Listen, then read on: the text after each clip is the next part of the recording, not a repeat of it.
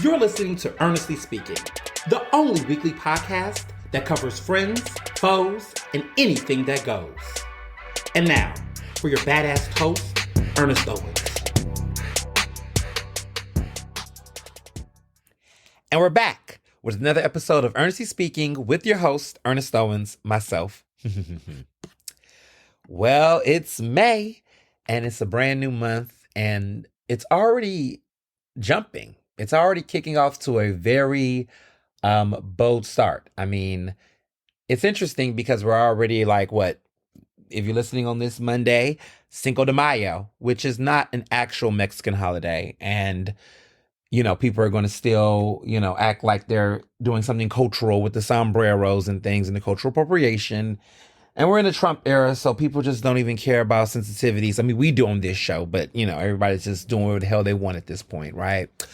But it is May, and it's really been an action-packed month. I mean, already within the first, couple of days, there's been a lot going on in the world and also here in Philadelphia, and we're going to be unpacking a lot. But I love May because it is an interesting transitional month. It kind of feels like a lot of the spring shows are having their season finales. People are beginning to percolate for what I call the preview of summer. Even though we're not in summer yet, summer is not until next month, which is June. Oh my goodness, June. We're already going to get close to the halfway mark of 2025. Where did the time go? But here we are. But it feels like a transitional, month in many ways because, the end of a semester for a lot of people. For my younger brother, it is the end of his undergraduate college experience. This week, he's going to be graduating from Temple University, and, my family, my folks are all coming to town this week, so there's going to be a lot to do. But I'm geared up for it. I am in full commencement graduation mode. Just wrapped up a fabulous graduation at CCP. More on that in a minute, but we got that this week. Then, Beyonce's next week. And then next weekend, not this upcoming weekend in front of us, but the weekend after, there's going to be getting the preparation for Mr. Johnson's graduation. He's going to be finishing his master's program, graduating with his master's degree from Johns Hopkins. So this is going to be a household with 2 master's degrees now. So, it's a lot going on. I actually start teaching again at CCP for summer school, summer courses next week. So yeah, it's busy over here. The Ernest Me Empire got a lot going on. But I'm super excited. This is a great time of the year.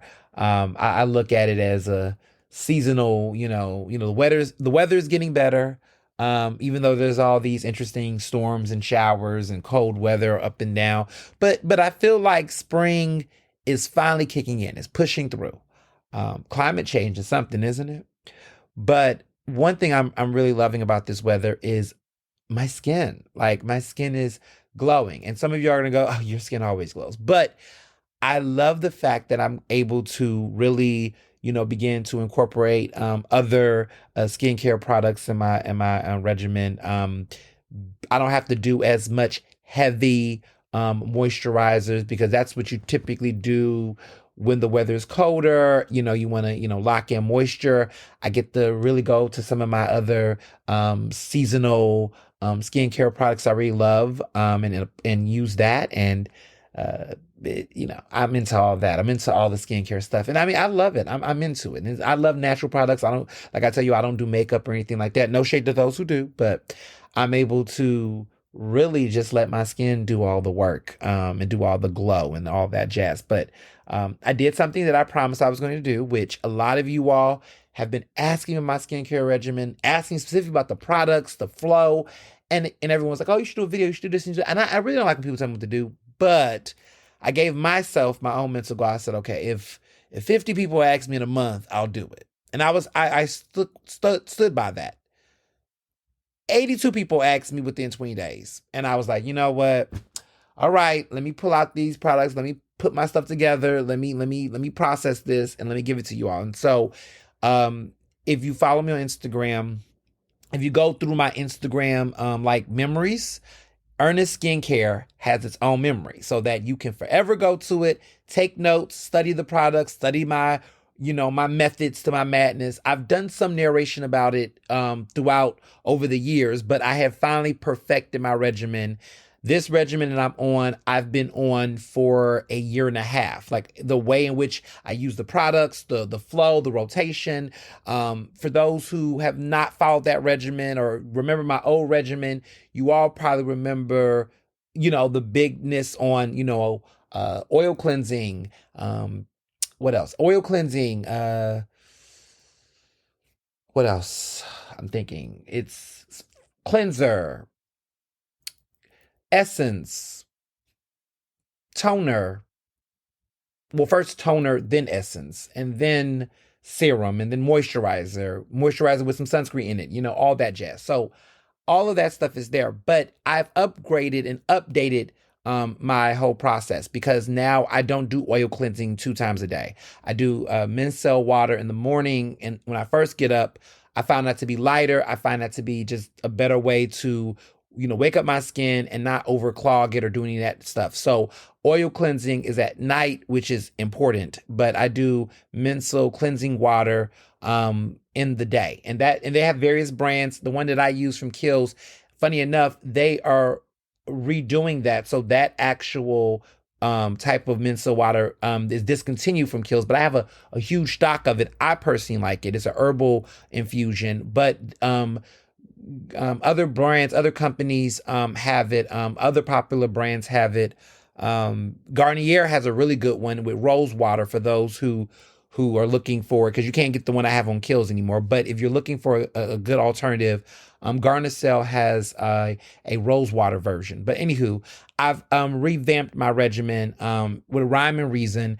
For example, I use a vitamin C serum in the morning, and I use vitamin C focused items. Like I use a eye serum that has vitamin C in it in the morning for my eye serum, but at night I don't use vitamin C products at all.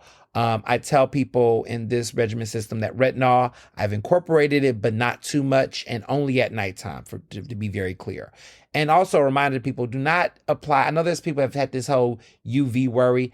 Do not apply sunscreen at night in your skin. There was some narrative of like, oh, it gets you ready. Well, if you have to wash your face when you get up in the morning, then you're washing the sunscreen off. There's no sun, there's no UV. You don't live in the Sahara Desert. There's no need to worry about sun rays or any of that. Not, you don't even sleep outside, y'all. So like, do not apply sunscreen at night. I've heard people saying that on the internet. Please talk to dermatologists, talk to skin experts.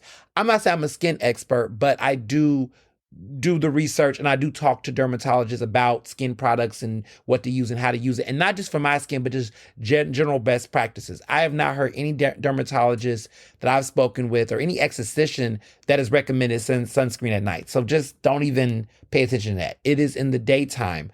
And that's why I actually recommend oil cleansing at night, because oil cleansing does a good job of removing moisturizers, sunscreens, and any of those types of deep impurities in the skin in products. You don't need oil cleansing in the morning because you don't have any sunscreen. You don't have any heavy. I mean, you're not even wearing makeup at night when you do. So the reason why sunscreen and not sunscreen, the reason why oil cleansing is important at night compared to the morning is because at night oil cleansing removes, if you're someone who uses makeup or foundation or anything like that, oil cleansing takes all of that gunk off the face so that you can start anew with your skincare products, right? Now, let me tell you, mincel water is good in the morning because it removes moisturizer and other stuff. It's a lighter product. It's water, but it's a special type of water. So let me be very clear. It's not water.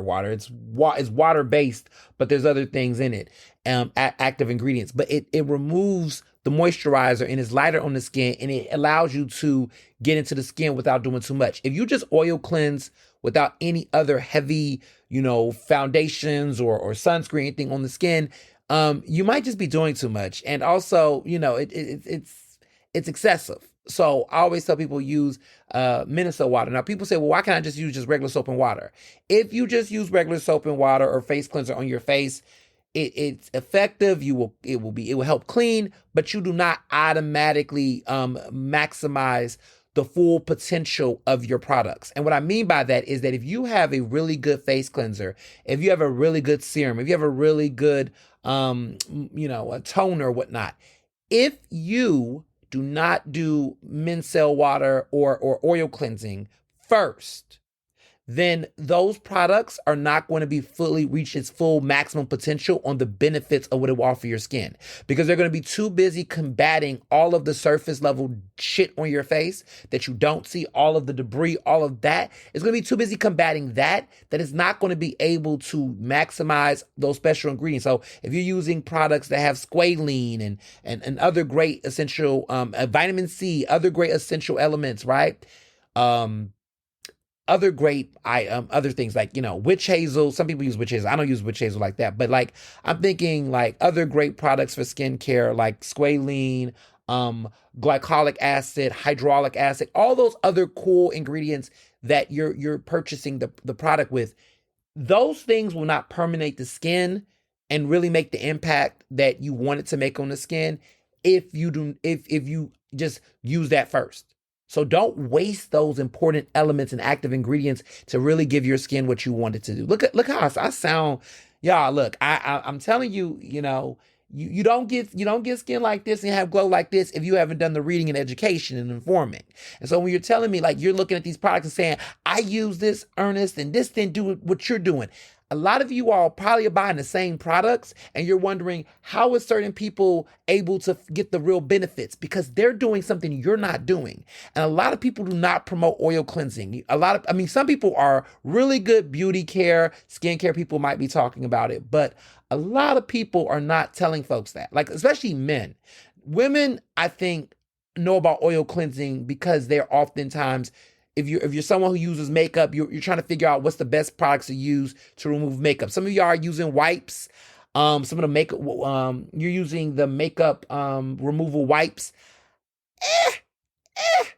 I've talked to some folks on that. The reason why I say that is because it's very surface level. Now, some people will say that makeup removal wipes is nothing but wet wipes with mincel water, which it is. And you can use mincel water to remove makeup if you have allergic skin or whatever. You have sensitive skin. If you have super oily skin, oil cleansing may not be best for you. So mincel water can be used both times. However, it is the best way to do it is with oil, with cleansing oil, right? And that's what oil cleansing is for. So mincel water is used in lieu of, but you have to use a little bit more of that water to remove the makeup off, but it does work. And so those little wet wipes that you're using, those makeup removal wipes, that's with mincel water. That's what's being used to remove the makeup off the skin for those who have hypersensitive skin or allergic skin. But honestly, oil cleansing for those who don't have super oily skin or whatnot, that is the best way to do it, because oil connecting with oil removes it off. You ever thought about that? You notice that water with oil is opposite. They don't actually work in its benefit. But oil on oil will remove oil off the skin better than water. Pro tip. And to be clear, mincel water is not traditional water. It has other active ingredients in it that also will help do the lifting on a natural level. And so just keep that in mind if you're out here trying to figure out what the difference are and educate yourself. I mean, of course, do your own research. Again, talk to your dermatologist, because, that's what we got to say over here. Got the lawyer telling me allegedly or whatever. I always got to remind people I am not a certified dermatologist or esthetician. Please talk to your healthcare providers. I am just offering solutions that have worked for me that might work for you. That's how you know this is a professional podcast. I'm not out here telling people to just do things without giving you all a full disclaimer, because that's important. And I say that because I have friends who are actual doctors and physicians and therapists and psychologists. And, I always tell people, we get pissed off all the time when we see folks out here prescribing and diagnosing and all that kind of stuff. And even though these products that I'm talking about are over-the-counter products, so I'm not telling you to do anything surgical or anything like that, anything invasive, I still like to tell people that so that you can always know there are people who have doctorates and expertise, medical licenses to give this information. And I am not trying to replace your dermatologist. I am not trying to replace anybody that is certified to do this work. I am actually encouraging you to look at these products and also talk to the dermatologist. I'm telling you to do both, okay? Take some good advice, but also run it by your people, because you might have a certain type of skin condition that, hey, look, some of these products may not be good for it, but a lot of you are very interested in what I'm doing. And, I love to share, there's no gatekeeping over here, well, when it comes to Black culture, that some of you, that's another conversation, queer culture, that's not, but when it comes to good skincare, best practices and regimens and things like that, I love to share it, and whatnot. Now, if you want personal consultations, again, I am not a dermatologist. I am not a skin expert like that. Don't do all that now. But what I'm sharing is just some things that maybe you might want to incorporate. Some of you all might already be using these products. And what I've learned is that some of you are not necessarily using them in the right order. That's another thing. Order matters in this situation. It's a step-by-step process. If you do a misstep, you can fuck up your skin, or you can also just reduce the full benefits of the product. And I have to say that because it does matter, right? So for example, people say do not take vitamin supplements with liquor. It's best to take vitamin supplements oftentimes with a meal, or, with water or something like that. There's a reason why, because the body needs to absorb nutrients. And if you have other nutrients or a great healthy catalyst to consuming, it helps with nutrient absorption faster. If you are somebody who do it with alcohol, we know that alcohol combining with vitamins, that's actually going to deteriorate the vitamin absorption. And actually, you will probably not even be able to consume. Well, most likely, it's a high chance that you will not be able to consume all of the nutrients from the supplements you're taking if it's coupled with alcohol. It's actually counterproductive. It's kind of the same reason why people say, do not drink when you're taking antibiotics, because if you really want to maximize the full potency of antibiotics, you don't want anything that's going to deteriorate that. So that's why they don't recommend you drink alcohol. So if you can't drink alcohol when you're on antibiotics, you should not be consuming alcohol when you're taking vitamins. Now, to be clear, let me clarify that. Okay. Do not take vitamins while drinking wine or any type of liquor. So some people, there's habits here, bad practices where some folks are like, look, I got to get my vitamins. I'm out at a restaurant. I'm drinking wine. I'm drinking liquor. Let me take these vitamins while I'm doing that. Don't do that. That's not recommended. If you're going to take your vitamins, you can drink, right? But if you're going to take your vitamins, do it later in the evening once your food is digested, or don't drink when you're in the eating process with that, or take it early in the day, but don't do it the same damn time, because that does impact. And that is what nutritionalists actually say. Like that, you can talk to a dietitian. They will tell you that. That is a fact. Trust me, I know. I asked because I'll be out here. When I was doing my restaurant taste, I was like, I got these multivitamin supplements. Is it okay if I'm out at dinner and I'm drinking wine or something to slide in them? But they're like, no, Mr. Owens, do not do that. You need to do it. So my way is with breakfast, or, I have a light breakfast, or I do it during lunch, because I'm not really drinking during lunch most of the time. So I try to do that during times where liquor is not in the question, so that it's fully digested with my meal. And if I turn up later at night, it's okay. I got my nutrients. So just some random off the dome knowledge, just dropping knowledge. But yeah, it's been a good time. I'm getting ready for travel. Y'all get that real ID. It's May. The deadline is here. If you have not gotten a real ID, get that real ID, because a lot of people are going to get ready to travel for the summer. You're getting ready to make some plans. It's Memorial Day coming up, all these different holidays, Mother's Days, all this stuff is happening. Get that real ID if you have not gotten it. There's a lot of people I know who have not. Now, to be clear, if you have gotten an ID change in the past year, 9 times out of 10, you got the real ID already. And check your actual damn ID. Okay? Before you go to the DMV, my fave, Audra McDonald, who is now an 11-time Tony-nominated actress. She is the most Tony-nominated performer in Tony Award history. Okay? my girl, she got nominated for Best Lead Actress in a Musical for Gypsy. She's already the most awarded performer in Tony history. She might keep that run going with her 7th win for Gypsy, which I'm super excited. We're going to talk more about the Tonys later, but I just wanted to say I am just so in love with her. But anyway, I follow her on Instagram, and she was doing a video talking about how she went all the way to the DMV, which is not Delaware, Maryland, Virginia, not that DMV, the driver, motorist, vehicle place or whatever, that DMV. So she went there and thought she needed to get this real ID. They told her, girl, you already got it. Like, your ID is great. You're fine. You don't need to do an upgrade. She didn't know because she was getting all that fear-mongering, and not fear-mongering, I won't say fear-mongering, but a lot of warnings about it. And so she didn't even realize she already had it. So some of you all might already have it. I would recommend, before you go out there, make an appointment, do all that panicking, go online and look up what a real ID looks like in your respective state. Make sure you look at it and then compare your ID.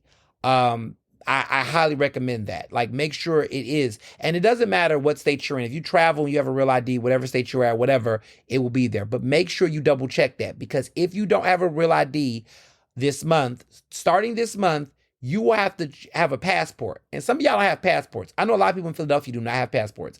A lot of people in Philadelphia do not be traveling. Or you'll be surprised. I've had some interesting conversations with some folks, and they're like, oh, you know, I got a passport. I went to Puerto Rico. That is a U.S. territory, you dumbass. Let me be very clear. Some of you out here are talking about you've traveled abroad and things. There are U.S. territories that does not count. Okay, now if you went to Jamaica or the Caribbean or Mexico, yeah, that's a passport. You had a passport to go. But some of you, I'm like, have you ever actually had to show your if you'd have to show your passport to go to said place, then you don't have a passport. Listen, common sense is not common, y'all, okay? But you have to carry that passport from now on if you travel, if you don't have a real ID. And there are people who are going to fuck around and find out. So if you are going to the airport, they will not let you travel without a real ID. You will not be able to board a plane without a real ID unless you have a passport. So even if you're not traveling abroad, if you're just trying to get from Philadelphia to Chicago at an airport, if you do not have a real ID, you will not be able to board it unless you have a passport. So how many of y'all want to keep bringing your passport with you all the damn time? Not me. Okay, now I do have a passport ID, which is permissible. So if you have a passport ID, just put that passport ID in your wallet. But even so, just get a real ID, y'all. Because even if you're, doing other things in this world, you don't want to have these problems. Okay? So just do that. But some of y'all might already have a real ID and don't even realize it. So if you got a new ID last month or last year or something like that in the past 2 years or something, you made a switch out, you might already have one. Just double check online and look at what a real ID looks like and see if your ID fits that description. If you haven't changed your ID in years and you don't remember the last time you did, and you already need to change it for your mailing purposes or address purposes, go ahead and do that. Here's my rule of thumb. This is what I've always done. Every time I've moved, I've always changed my ID when I moved, because I want to have the most updated address. Heaven forbids I lose my ID and, something happens. I want them to be able to mail it back to me. I want to be able to have my shit without any problems.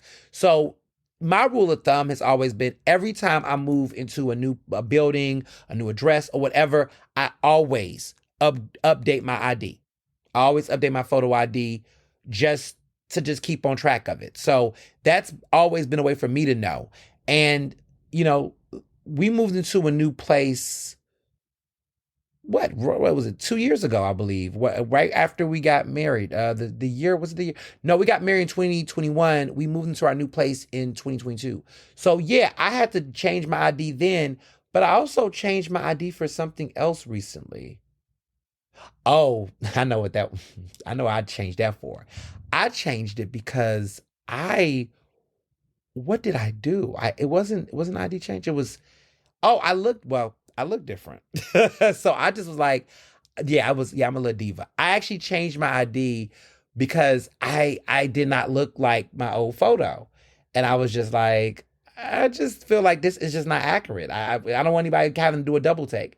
So, I've slimmed down and I just say, I look good. I want my ID to look, I want to switch my ID out. So I actually switched my ID out late last year actually, just because I just wanted to change the photo. And I was able to, and that was no problem because I had a significant, well, the joke is I said I had a significant facial change and look, that I felt like it was worthy of it. This is a very superficial a super first world diva thing, but I just was like, why not? So I actually did, and that all worked out. So yeah, I did that. Yeah, so that's why it was very recent. But I always had a real ID this entire time. But you just, it's always a good thing to do. So yeah, do that. I just wanted to tell people that because I don't want you all out here traveling and having these problems. And this is a very informative podcast. We're news and information. So we want to provide people accurate news and information. So I just want to put that out there because I am getting ready for travel. I'm doing a lot of traveling this summer. I got a lot of trips on the list. I'm going to St. Louis for a speaking engagement in July, going to Chicago next week for Beyonce, going to Baltimore, but that doesn't require me to actually get on a plane or anything. But there's gonna be a lot of traveling coming up this summer and this year. Martha's Vineyard later this year. Got a lot of traveling going on. So I just was like, let me go ahead and just have all of my shit together and not play games. And I know a lot of you all are traveling too. So just get your shit together, y'all. Let's adult together in 2025 because it's necessary. So CCP commencement was everything. It was my first CCP commencement as a professor. And it was so touching because it was the Leo Chorus Center, which my brother later this week is going to graduate. And Temple is a lot, y'all, because their graduation situation is crazy.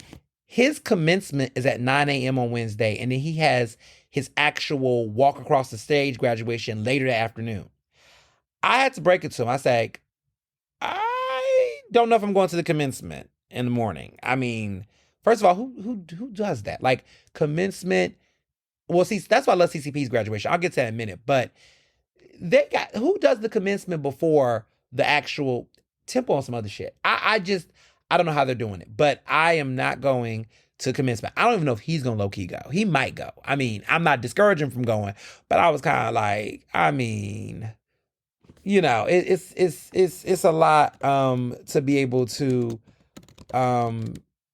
do all of that, and then you got to get up at 9 a.m. for the commencement, long ass speech, and then you have to turn around, and then apparently it's Mitchell Morgan is going to be the commencement speaker, which I'm just like, Mitchell Morgan, who is a board of trustees chairperson. Well, no, I'm sorry. Mitchell Morgan is the chairman of the Temple Board of Trustees and the owner of Morgan Properties. He's going to be the commencement speaker. That I don't know. That just feels like a snore to me. Like, I don't know. That feels a little boring. So I just don't know what's exciting about that. I mean, Coach Tina Sloan Green is going to receive an honorary degree. I don't know. It just feels like, I'm not waking up to hear, not to say he's a bad guy. Man's accomplished things. I just don't necessarily know if that's worth getting up at 9 a.m. to. Hell, Lieutenant Governor Austin Davis, who is a big fan of Ernestly speaking, is one of the few people who've actually have had an actual interview on this podcast. And there's somebody else who had an interview on this podcast who's a senator, which, we'll talk about him later on this podcast. Some of y'all might know who I'm already talking about. We'll get to him later on. But Austin Davis, a proud Libra, a fellow millennial, he was on, and he was a commencement speaker for CCP's graduation this year. But we'll get to that in a minute. I know I'm holding off on that because I want to get to Temple, because this read is real. So I'm not going to the commencement at 9 a.m. on Wednesday. I don't even think my brother is, actually, to be honest with you, because it's like the commencement speaker is not anyone who's a draw. And also, it's like, why do that? Just feels weird. You're doing that. It's like having the wedding before the wedding shower. It's like there's a build up here, y'all. Like, how you gonna do that first and then try to have I don't get it. So we're going to go to his actual graduation where he's going to walk across the stage, have his name called. We're going to go to that. And that's going to be later on in the day. So that's really what we're going to do. And that's actually going to be closer to everything, festivities, dinner, all that kind of stuff. So it just makes sense for everybody to show up for that versus going to the morning commencement and then having that low energy, because I'm going to have to probably need to take a nap, and I don't want to take a nap. I want to be on time. So that's going to be a lot. So I think that's the plan. It's going to be at the Leo Chorus Center, which we all love. Now, CCP's commencement things. What I love about CCP is that all the students, their commencement and their walk across the stage is all combined because it's a community college. So these are all students getting associate degrees and certificate programs. And it was efficient. The graduation started exactly at 10 a.m. Y'all, that graduation was over at noon. It was a 2-hour graduation from beginning to end. I timed it. I was impressed. Okay. They were efficient. It was the best graduation in years for CCP, because normally CCP goes over time. Speakers don't respect the time. Everybody did their thing. The interim president, who was announced, which is very impressive. CCP's interim president is dope. Actually, we know her. It's Provost Alicia Marshall. She was the provost, who I've known her. She's great. She is now the interim president, following all the controversy with the ousting of the previous president, which is Dr. Guy Generals, who I personally love. Great guy.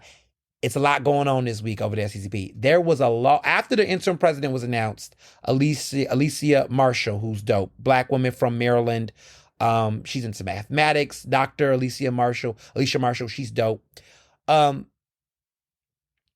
she was announced, the next day it came out that Guy Generals is suing CCP. There is a lawsuit. He is suing CCP, accusing them of all types of things, but really the board of directors.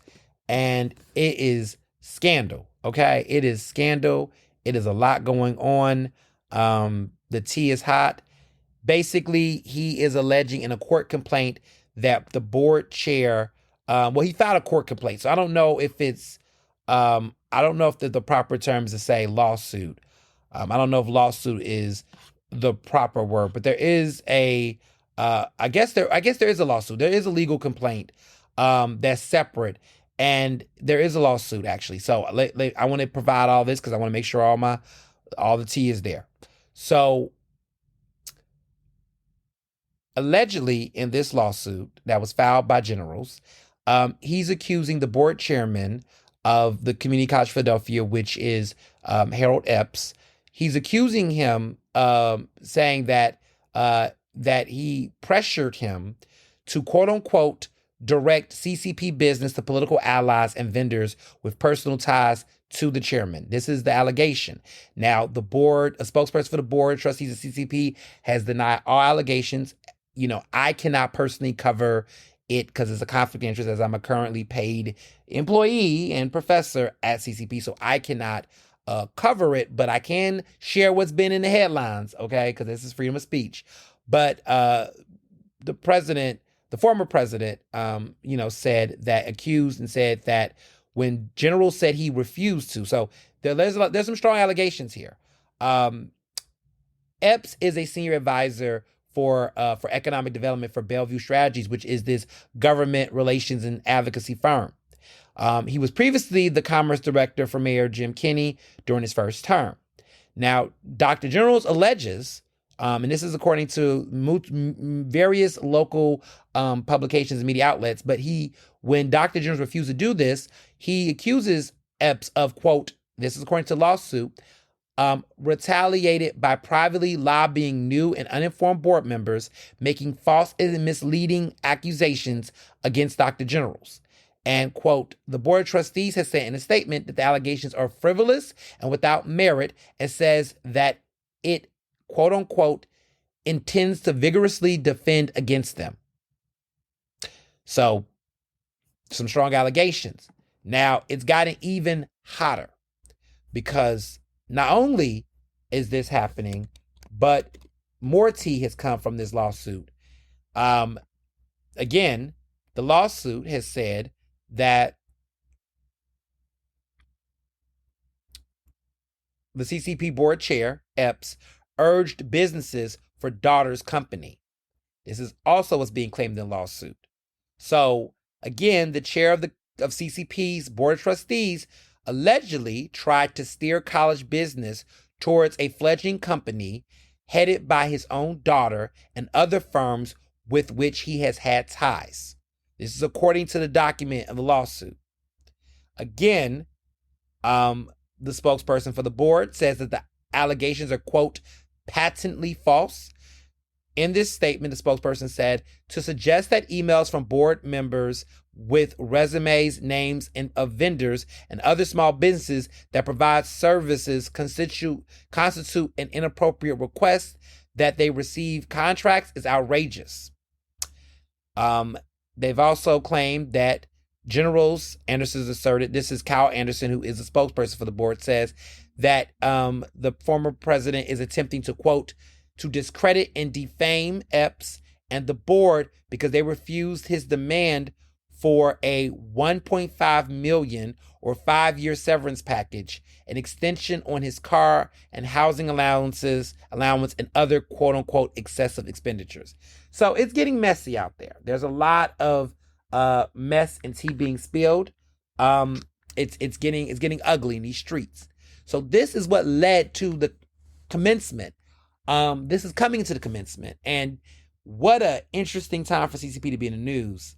It's interesting, but I want to say that lawsuit controversy aside, it's important to note that while there might be drama between the former president and the board of trustees, that former president and the board of trustees have not said anything about the actual nature of the college, the quality of the educators, including the educators like myself, and any of the academic benefits and prowess of the students and the actual importance of the community college. So I just want to let that be known. They're fighting internally, but none of this is reflected externally in the ways in which CCP should be honored and celebrated. Just want to put that out there. Just because it's important to mention that, because sometimes people say, well, is any of this negatively reflecting on the teachers or the college itself? No, this is internal politics and somebody will come out and win, you know?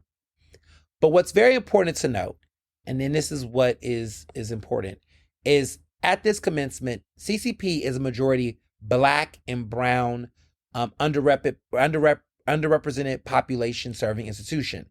The majority of the students that go to CCP, over 50% of the students are Black.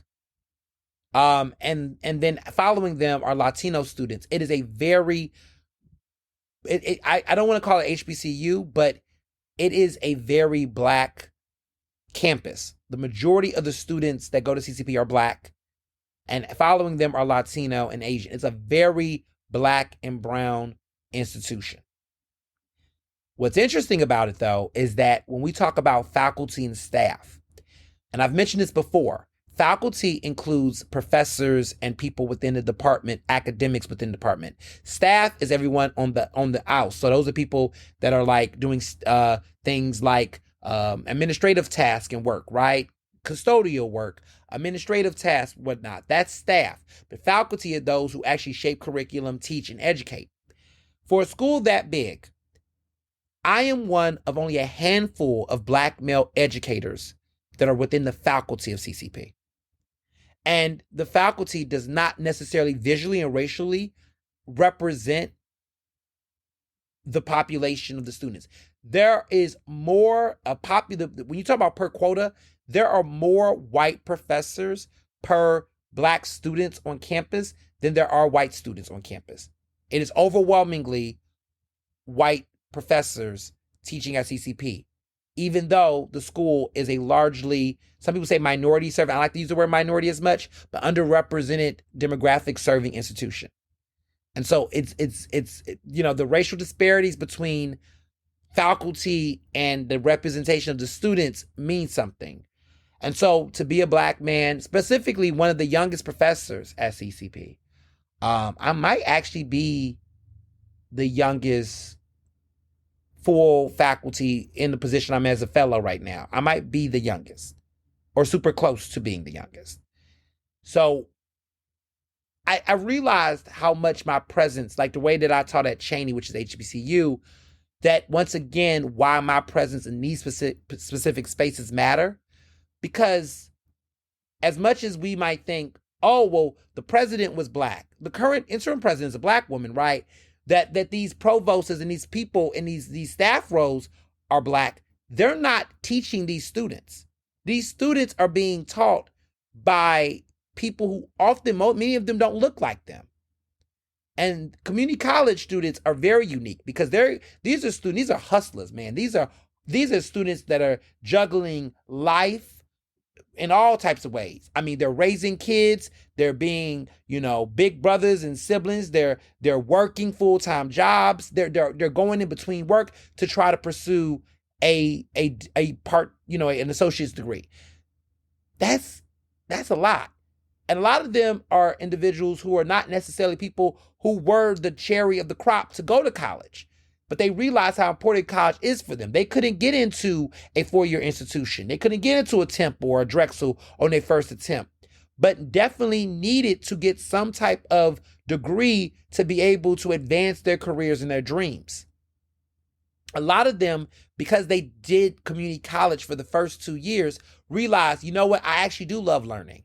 And now I want to finish up with a 4-year degree at a Temple or in a Drexel. A lot of my students are transferring. A lot of them didn't think college was for them because somebody told them, oh, college isn't for everybody. And then you find out, actually, it is an opportunity. College can be for you. There is a future for you, but a lot of people don't know. And so one of the things I've realized, and what I tell a lot of my friends who are teaching in high schools and being educators, we got to stop telling people college isn't for everybody. Maybe the 4-year institution may not be for everybody immediately. Maybe community college is an option. I have friends who have been in community college. I have friends who've studied community college. I have friends who went to CCP.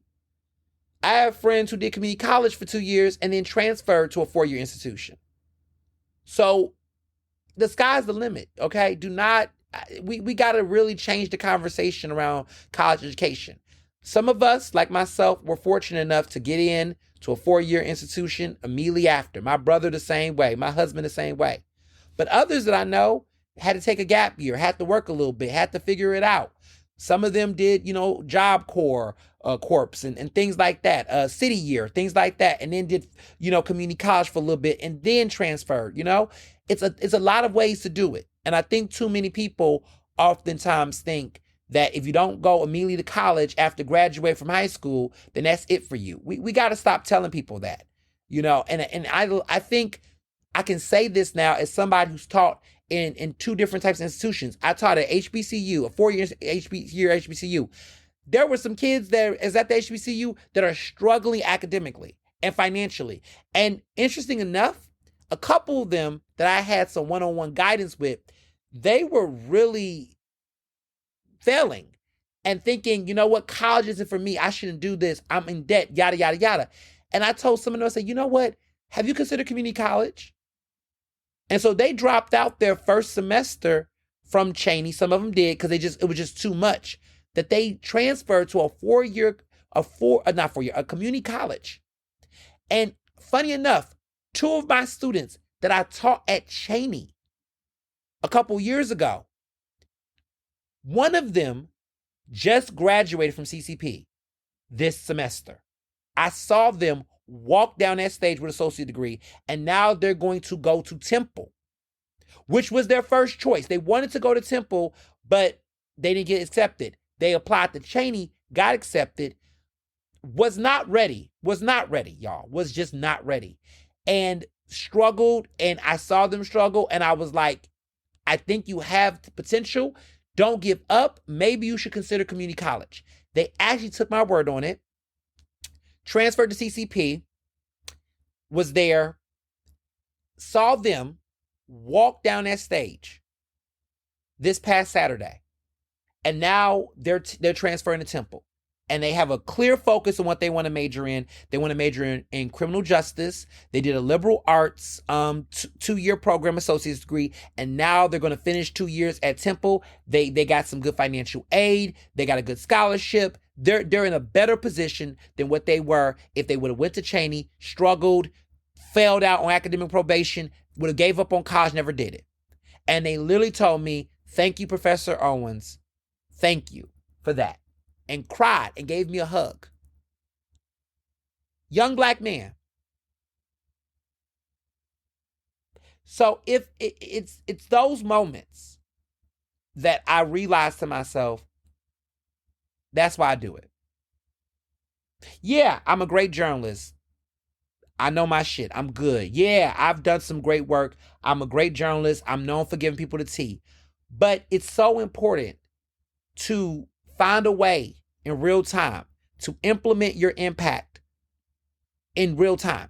I want so many of you all, so many of my friends, so many of you out here who got all these degrees, all these experiences, all this expertise. It is never too early to give back.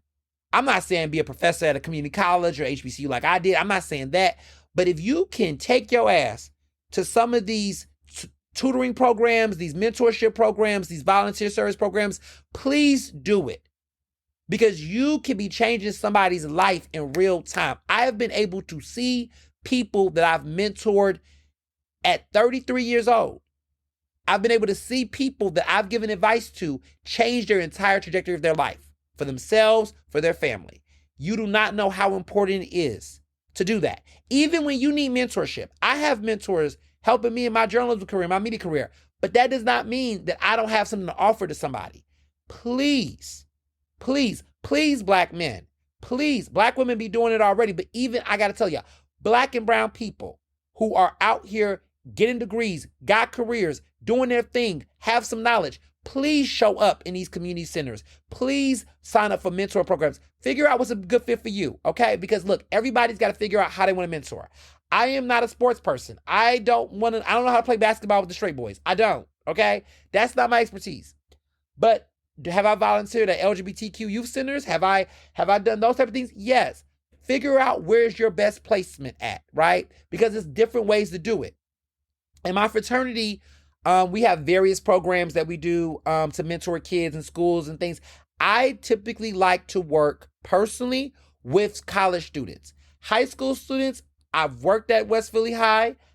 Young people, I do love the young people. I will do something for career day, but I typically like to work with young adults that are graduating from high school, trying to figure out how they want to map their careers. I like to work with underrepresented college students. That's my favorite bucket because I want people that kind of have some figuring out. Now, there is people who are good with young people. They say, look, I don't want to really work with college kids. They too much for me. They love working with young people. There are some young black men that I know that love to be a mentor and play basketball and do that kind of stuff. And so just figure out what's your niche, right? Like if you're into the arts, like dance and music, find programs where you can be a mentor or counsel or help somebody in that space. Figure out what your niche is so you can stick with it. You know, I just really like working with college kids. I really like working with undergraduate college kids because I know what it's like to be someone who went to college. You know, I was a first generation college student. I know what it's like. You know, my mother graduated with degrees, but she didn't do it the traditional route, right? But I know what it takes to do it. And I just really like mentoring people in that type of space. But some of y'all really might like young kids. Y'all really like to work with, you know, youth that are teenagers and be a big mentor, big brother, or uncle to them. Everybody has their own niche, but I just encourage people to do that because it's a lot out here, y'all. And especially in Philadelphia, you know, in these cities, people always complain about what the young people doing, whatever. But I always ask the question, where are you at? Are you in these spaces? Are you seeing the experiences? Have you walked into these high schools? Have you heard what's going on in these college campuses? Like, we cannot just keep talking about the problem without being a part of the solution. If you can't do it, give money. But you got to show up in some type of way. You got to do it in some type of way. Make that time. Look, we can be of multitude, but I just That's big on me because the kids at that CC, that's all walking down that stage, to just hear their stories, to hear their experiences, to see how they're going to go out here. They got a hustle in them that some of the kids I went to the Penn don't have. Don't have. There's people I know that graduate from Penn and they got a nice ass Ivy degree. And if you was to ask them how they want to show up and make a difference in the world, they couldn't tell you. These kids, some of my students, oh my God. I'm just like, can I hire you right now? Let me know when you get this degree. Follow up with me in 2 years. Some of them, I told them, there's some of my students that want to be writers and journalists. I'm like, when you finish, let me know. I got an internship ready for you. I know somebody I want to put you on somewhere because they just fucking have the hunger. And the reason why is because they have lived experiences that inform why they do what they do. Some people have been sheltered their entire life where they don't even have a sense of self-purpose on why they do what they do. I ain't even trying to clock too many folks right now. I'm just saying that it's 2025. There's a lot going on in the world. And if you don't understand what drives you and motivates you to make an impact, if the work that you're doing don't have impact, or you don't understand why you're doing what you're doing and how that's going to get you to where you want to be, sit down and really figure it out. Because the future is not just at these Ivy League schools. Fuck Harvard.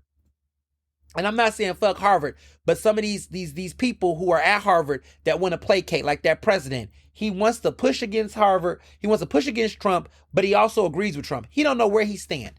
No fucking backbone. I look at my alma mater, Penn, and how they have placated these institutions of power, right? Like, I don't regret having an Ivy degree. I'm not going to sit up here and act like it has not given me great benefits and access. However, what annoys me is if you think that having a degree alone is going to speak to your value, you're going to have to work even harder now. Columbia has eroded its social capital. The history of activism on that campus for decades, the legacy that school has, they have literally eroded that, placating to Trump, not having a backbone. So it's a lot going on right now. And I just want people to really be mindful and cognizant of how they operate and move in these spaces. Even if you got siblings and family members, you know, I'm happy that my brother went to Temple. I'm proud that he went to a school that fits him. You know, he's a criminal justice major. He has a minor in psychology. Like, this dude is doing it. But I'm happy that he went to a school that served his interest, his taste, and fit for him. Everybody can't go, you know, some people want to do legacy when they want all their siblings to go to the same school, do the same thing. I just see it differently now. Now that I'm a professor, I'm not telling everybody to go to Penn. I'm not telling everybody to go to this school or that school. I'm telling people, go to the school that makes sense for you financially, socially, emotionally. If you want to go to Temple, but you can't afford it right now, don't put yourself through them loans, baby. Maybe you want to do community college and figure it out and then transfer. There's no shame. There's no shame. Do it how it fits you. And if you're a parent out here who got kids, think about it. Listen to your kids a little bit. Listen to them. Because some of the kids that I've been mentoring and teaching, their parents, a lot of those kids at CCP now, a lot of their parents was forcing them to go to Howard and go to Morehouse and go to places, and they just was not ready. And it was killing them. And had the parents would have listened to their kids' needs, they would have saved some money faster. They would have been already where they're gonna be now. So it's a time. So some of my, you know, if you're a Gen Xer or a boomer and you listening to this and you got kids right now trying to figure out college, please listen to your kids. Please look at your kids' grades. Please look at the way that your kid feel about school. Maybe it's not necessary. Maybe they need to take a gap year. Maybe they need to work a little bit. Maybe they need to do a certain type of program. Maybe a city year. You know, whatever they need to do. They might need to do a job corps. Maybe they do a different type of program before they transition. Don't sleep on that. Because in the day, it's them who have to go to school. And a lot of y'all graduated from college in the early 2000s. College is not like it was back then. Hell, college is not even the way it was 15 years ago when I first went to Penn in 2010. So just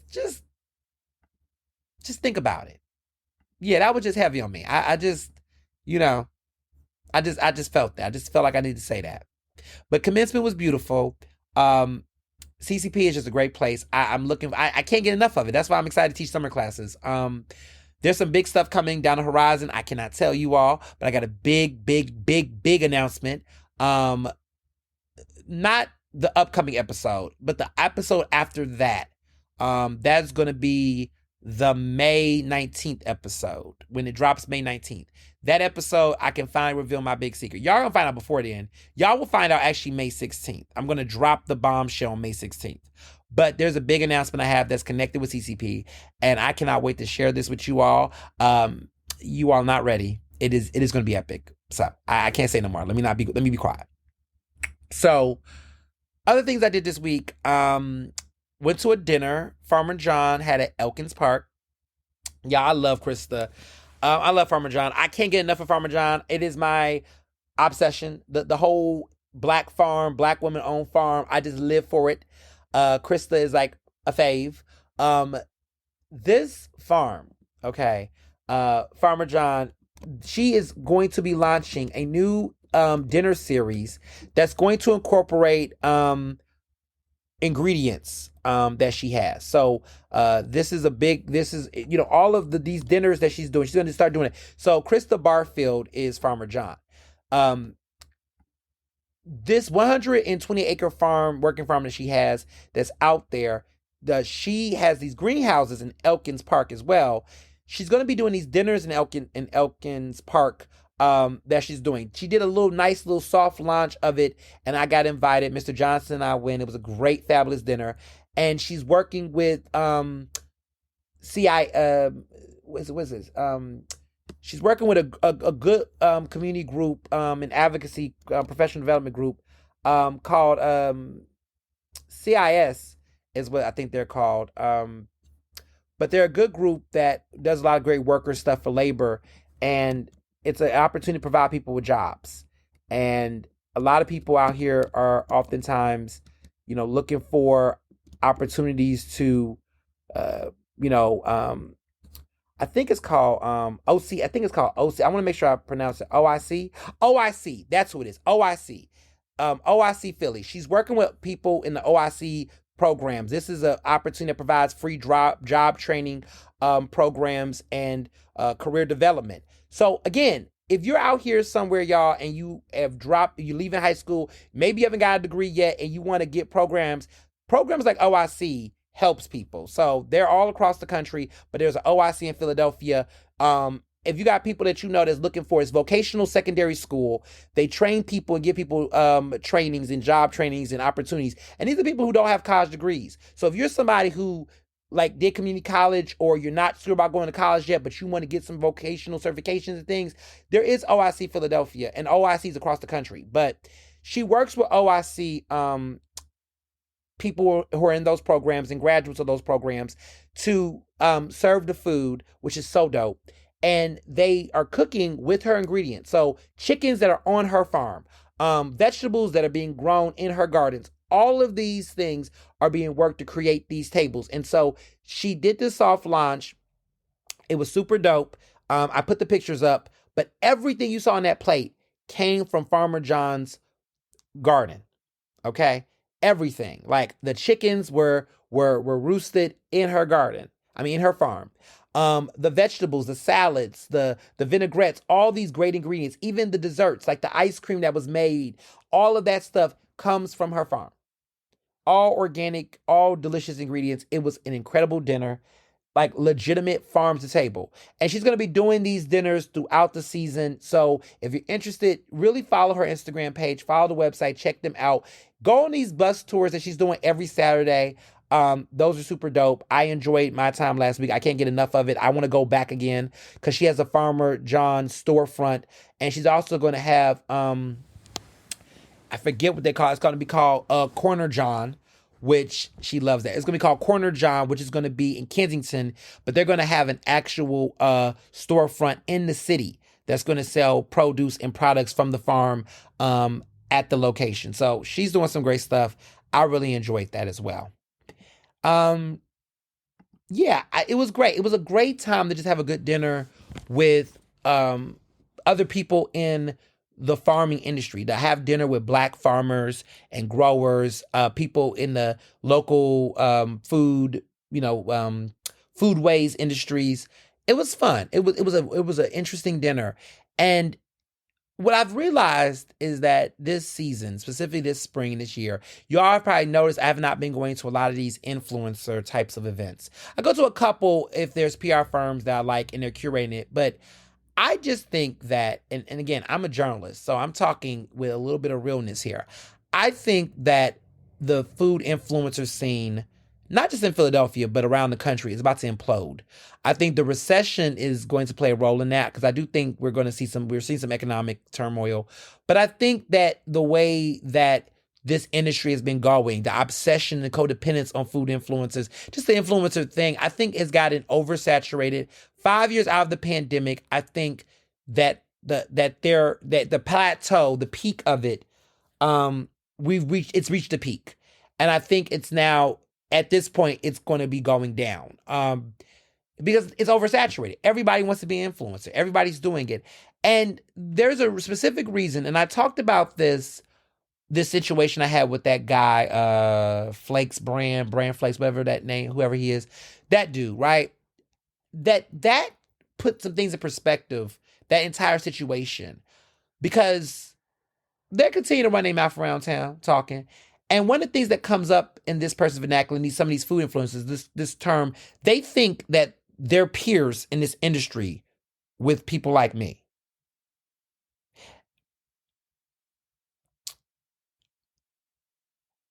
I'm choosing my words because I want to be mature.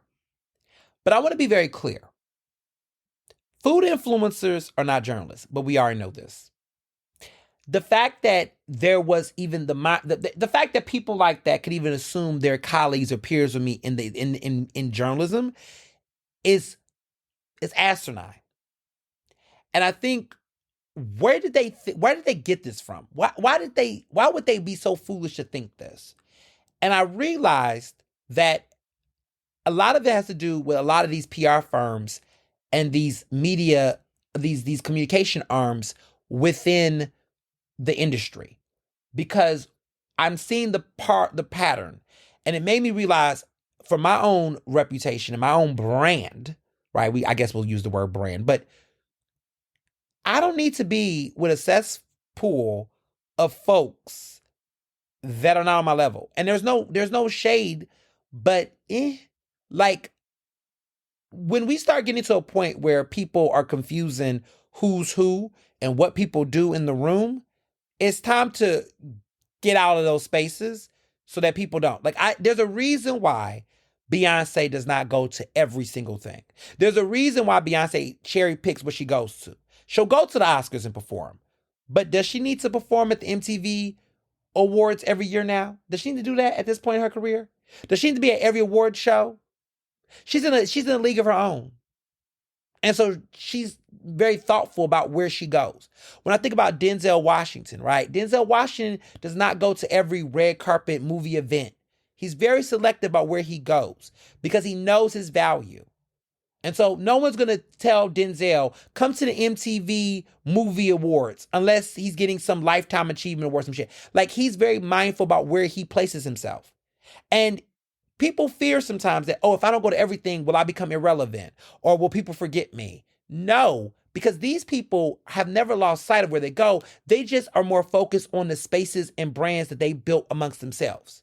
And they're more thoughtful about where they place themselves at. So I've realized that over the past couple years, there has been a delusion and a dilution of media where these PR firms have gotten lazy. See, back in the day, look at me.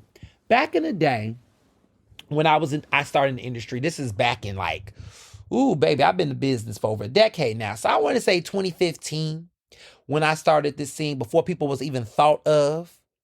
When I was hitting these media streets, media invitations were given largely to journalists, reporters. Those were the people. The media was invited, right? The paparazzi was outside, baby. But the journalists and the cultural critics and the editors, they were invited to the media parties, okay? You would have celebrities, you would have your politicians, and that was the room. And so to get a media invite, you had to be a journalist at a known publication. You had to earn your stripes. Baby, they was giving me when I first came into the game, they was not letting me come to things until they found out I was contributing to Huffington Post. But even then, it wasn't local. And I was at Metro and they were like, oh, that's a free paper. We don't really care. Like when I got the Philly Mag, that's when people were like, okay, you matter, right? And you had to earn that media invite. Okay. That was the industry. But then I want to say about 5 years later, right, during the pandemic, the implosion, well, not even implosion, but the invasion of influencers took off because restaurants needed online social media content. And so a lot of journalists, while we were writing articles, we weren't really going out there risking our lives going to those restaurants because we wasn't trying to get COVID, okay? But the influencers, they did. They showed up. They got COVID 3,000-4,000 times. I still haven't gotten COVID. Knocking on my wooden table, baby. I haven't gotten COVID. But they were hungry. They were hustling. And so they went out there and covered these restaurants. I don't even want to say covered them restaurants because that's payola. They were getting paid a lot of times to do that content, or they were getting incentivized in ways that were, not necessarily journalistic, right? So they weren't journalists, but they were being incentivized to go out there and spotlight these restaurants and these products and these things, right? And so there was a place for them. They were unspoken heroes, a part of the change. They did help a lot of small businesses at first, right? And it was a moment, and they did use their platforms to amplify, right? Mind you, food influencers have been around way before the pandemic, but there were several people that in the midst of the pandemic, it was a gold rush.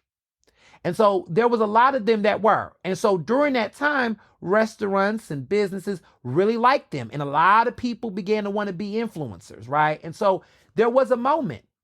And so when the doors started opening up, right, and we were back outside, a lot of these PR firms were being told, invite this influencer, invite this. And so then people started to really invite influencers to the point that by 2024, there were more influencers at these events than actual journalists, reporters. And only a few journalists were being invited. So I was one of the few that was invited. But a lot of my colleagues who used to be movers and shakers, they weren't getting invited anymore. It became a rat race to get exclusives to restaurants and openings. Like we were competing with fucking influencers, even though they don't have the journalistic ethics or any of that. But the industry had changed, and a lot of it has to do with shrinking newsrooms. A lot of editors and places were laying people off, cutting back. But also, the PR firms realized we would rather deal with influencers over journalists because, we could pay influencers to hype something up and lie or to gas something up or whatever, and they won't say anything bad. Versus someone like myself, I could go and feel like, yo, I'm not really feeling this. But that was a place to learn though. You could get feedback, Y'all remember back in the day when Vibe and The Source would review albums and they would give mics to certain things, a thumbs up, thumbs down, Roger and Ebert. The world of criticism has shrunk. We don't see it as much anymore. Now, everybody, you can go on Twitter and within 45 minutes on Twitter or Instagram, people are like, this is the best album of all time. It's like, well, hold the fuck up. Like, pause. The album hasn't even been out for the album is 45 minutes long and you're saying it's the best album in the year, 25 minutes to fuck in? Like, no one knows how to critique anymore. Like, I actually took classes for this shit, y'all. I actually was mentored by some of the best critics in the business. And to see people like not even understand how to do that work, it's just baffling to me. But that's influencer culture. So now the industry has been oversaturated with influencers to the point where quality control, people don't even believe influencers anymore. People are starting to say, yo, this is cap. Every time you go on your timeline, somebody pushing and selling something. I mean, granted, it's okay for people to review stuff and say they like something. I'm not saying there's not a place for that. It's always been a place for that. But the oversaturation of people creating whole accounts dedicated to it, that art form or whatever that is, that's very telling. And I say this as somebody who, yes, I am somebody who is friends with influencers. I'm friends with some of the baddest influencers in the world. But with respect to them, right? So respect to my friends like the Josh East Phillies and folks like that. They're one of the few that do it with some dignity, some class, some talent. But a lot of these people out here are not doing it like that. You know what I'm saying? They're really out here just thirsty. They hustling. They're hustling and really out here pressed like a bird to try to get some ends meet. And so it's very telling, to see them, have to go through that, go through being somebody with quality, but in the room with folks that are not. And that's very telling, for so many reasons. So bringing this back to myself, recently, I think at the end of 2024, it began to hit me that, this just doesn't feel like it used to feel for so many reasons. I'm going to events and I'm seeing bad restaurant etiquette. Um, I'm seeing people not tip. I'm seeing people be mean to the servers in ways that are entitled and bratty. And it's not just one person or a couple of people. It becomes the norm.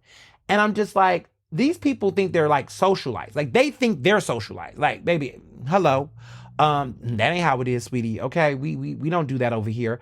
But they really think that they are like rich, and it's like, but you're not.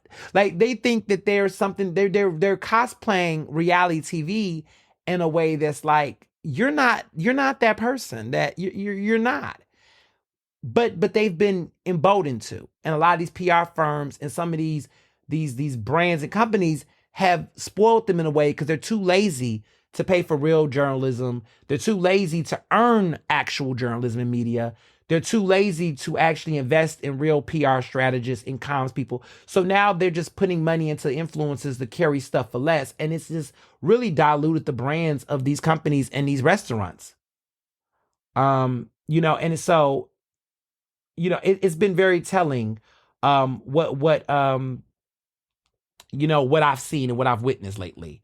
It's been very telling. And so when the situation took place with, that influencer, and the fact that some of these people began to think, like there was people that was like, oh, Ernest got invited. Why did he get invited?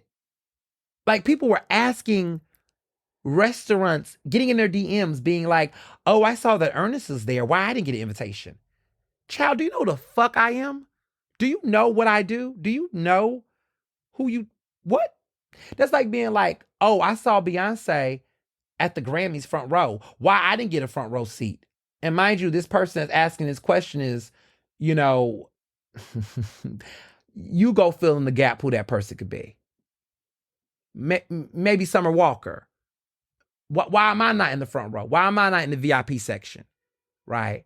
But people start thinking that they're on the same level for various reasons. Oh, I got this many followers. Baby, nobody gives a fuck about how many bots you bought. Okay, let's be clear. There's impact and there is quote unquote influence. And I think we're getting in a part in a society where influence is not enough if you don't have impact. And so I started noticing some of the cattiness, the immaturity. And I was like, child, people being like, oh yeah, I got beef with this person. I'm like, baby, you can't afford to have beef with me. You're a child, baby. Like, what do you do?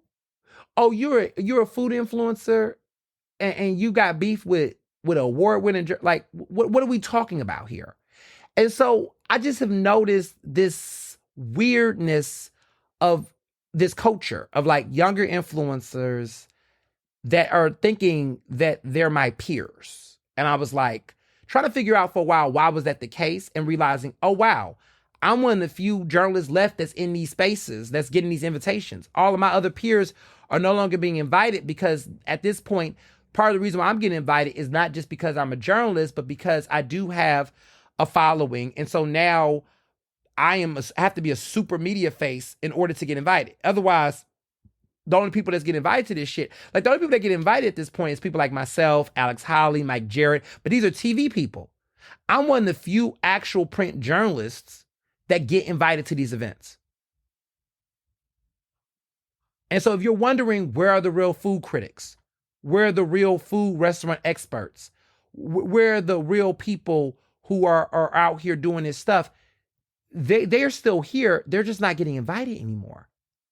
And so I've realized, oh yeah, I'm in the wrong space. I'm this scene is does not suit me anymore. It doesn't serve me the way that it do. And so I've changed it up. I don't go to 90% of stuff anymore. I am very clear. Some of the people have asked me like, "Oh, Ernest, I noticed that you're not here. You're not coming to this mixer, this event."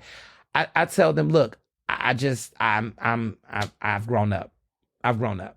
They're like, "Oh, but I still want you to come." I said, "Well, then, I'll do a private invitation. If you want me to do a 101 or a lunch or a dinner or something, I'll do that. I'll do private invites, but I will not do those events anymore." I call them cattle calls. I'll go to a couple, but I'm not going to all of them because I've recognized in so many ways that I've outgrown that scene. Point blank, period. I'll go to some things, like I said. Like, I'm never going to say no to a Nicole Cashman event. Like, Cashman Associates, they did the way well, first of all, they're one of the few firms that still actually do media events where they do invite journalists, like actual journalists and photographers. But some of these other PR firms, I'm not going to name names and throw shade, but like 95% of the people that's there are influencers. Like bratty young folks that they just, and the food, they ain't really giving food, child. They giving people little finger bites. It's just not the same. And so now I go to places I get invited to, private receptions, industry, like legitimate industry events that are like curated for journalists and influential people at my level that make impact. But the whole hobnobbing of every single weekend, every single, I'll do those few and far in between. And if I do go, it might be just to hang out with some friends or something like that, or catch up with people. But just that whole scene, and I think it's reduced. It's getting smaller. It's not that many of them happening as much like they used to anyway, because of just not the pandemic, but the financials of the tariffs. Restaurants are cutting back, these layoffs. It's a lot going on that's also shaping the state of those type of events in general. So for a lot of you all who are like looking and are very much chronically on social media a lot, and you're trying to figure out, why is this not happening? Where is these people at? What's up with this? And why is this and that? It's changing. It's changing. And I'm telling you, I might, it's not going to die by the end of 2025, but just pay attention at who you're not seeing. Because even my good bestie, my lit brother, Josh East Philly, if y'all pay attention, if y'all look at his content, you'll notice he's not at a lot of those events as much. He's getting flued out. Like, he was in Boston for the Queer Food Festival. He's getting invited to very client-based events. You won't even see him at these cattle calls as much anymore. Because the scene, we've just outgrew. The Lit Brothers is going out, baby. We catching flights. We're going to Chicago next week. We just do it different now. It's just very different, because we've realized, like, we're just not those people. We're not those people, and we're grown, and we gotta act our wage and our age. Not like Shannon Sharp, because he said he acting his wage. No, child, we acting our age and our wage. We just doing it differently. And so I can't be in a room with somebody who don't know that there's different types of caviar. I can't be in a room with somebody who, and I'm talking from real experience, I can't be in a room with people, a VIP event, and there's people that think that Merlot is the only type of red wine. They literally thought that Merlot is red wine. Like, they was like, "Oh, give me a Merlot." And the person's like, "We don't have that. What is that?" And they thought Merlot was another way of saying red wine.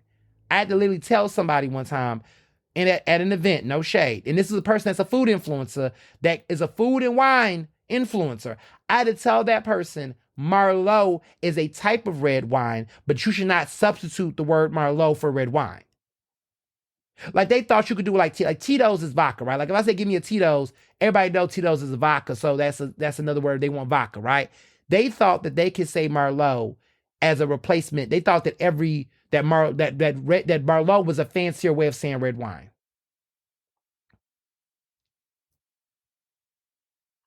This is why I had to leave. This is why I had to just I had to change up the scenery, y'all. It was getting to a point where I was confused. I said, why am I here? Like I had that Mariah Carey look of disgust when she was doing American Idol right next to Nicki Minaj. And she was like, why the fuck am I like what have I done in my career where I'm a Grammy award winning, Billboard chart topping, record breaking musician, right? Like she's a songstress. And she's sitting there beside Nicki Minaj. And Nicki Minaj is trying to tell somebody about how to have a hit.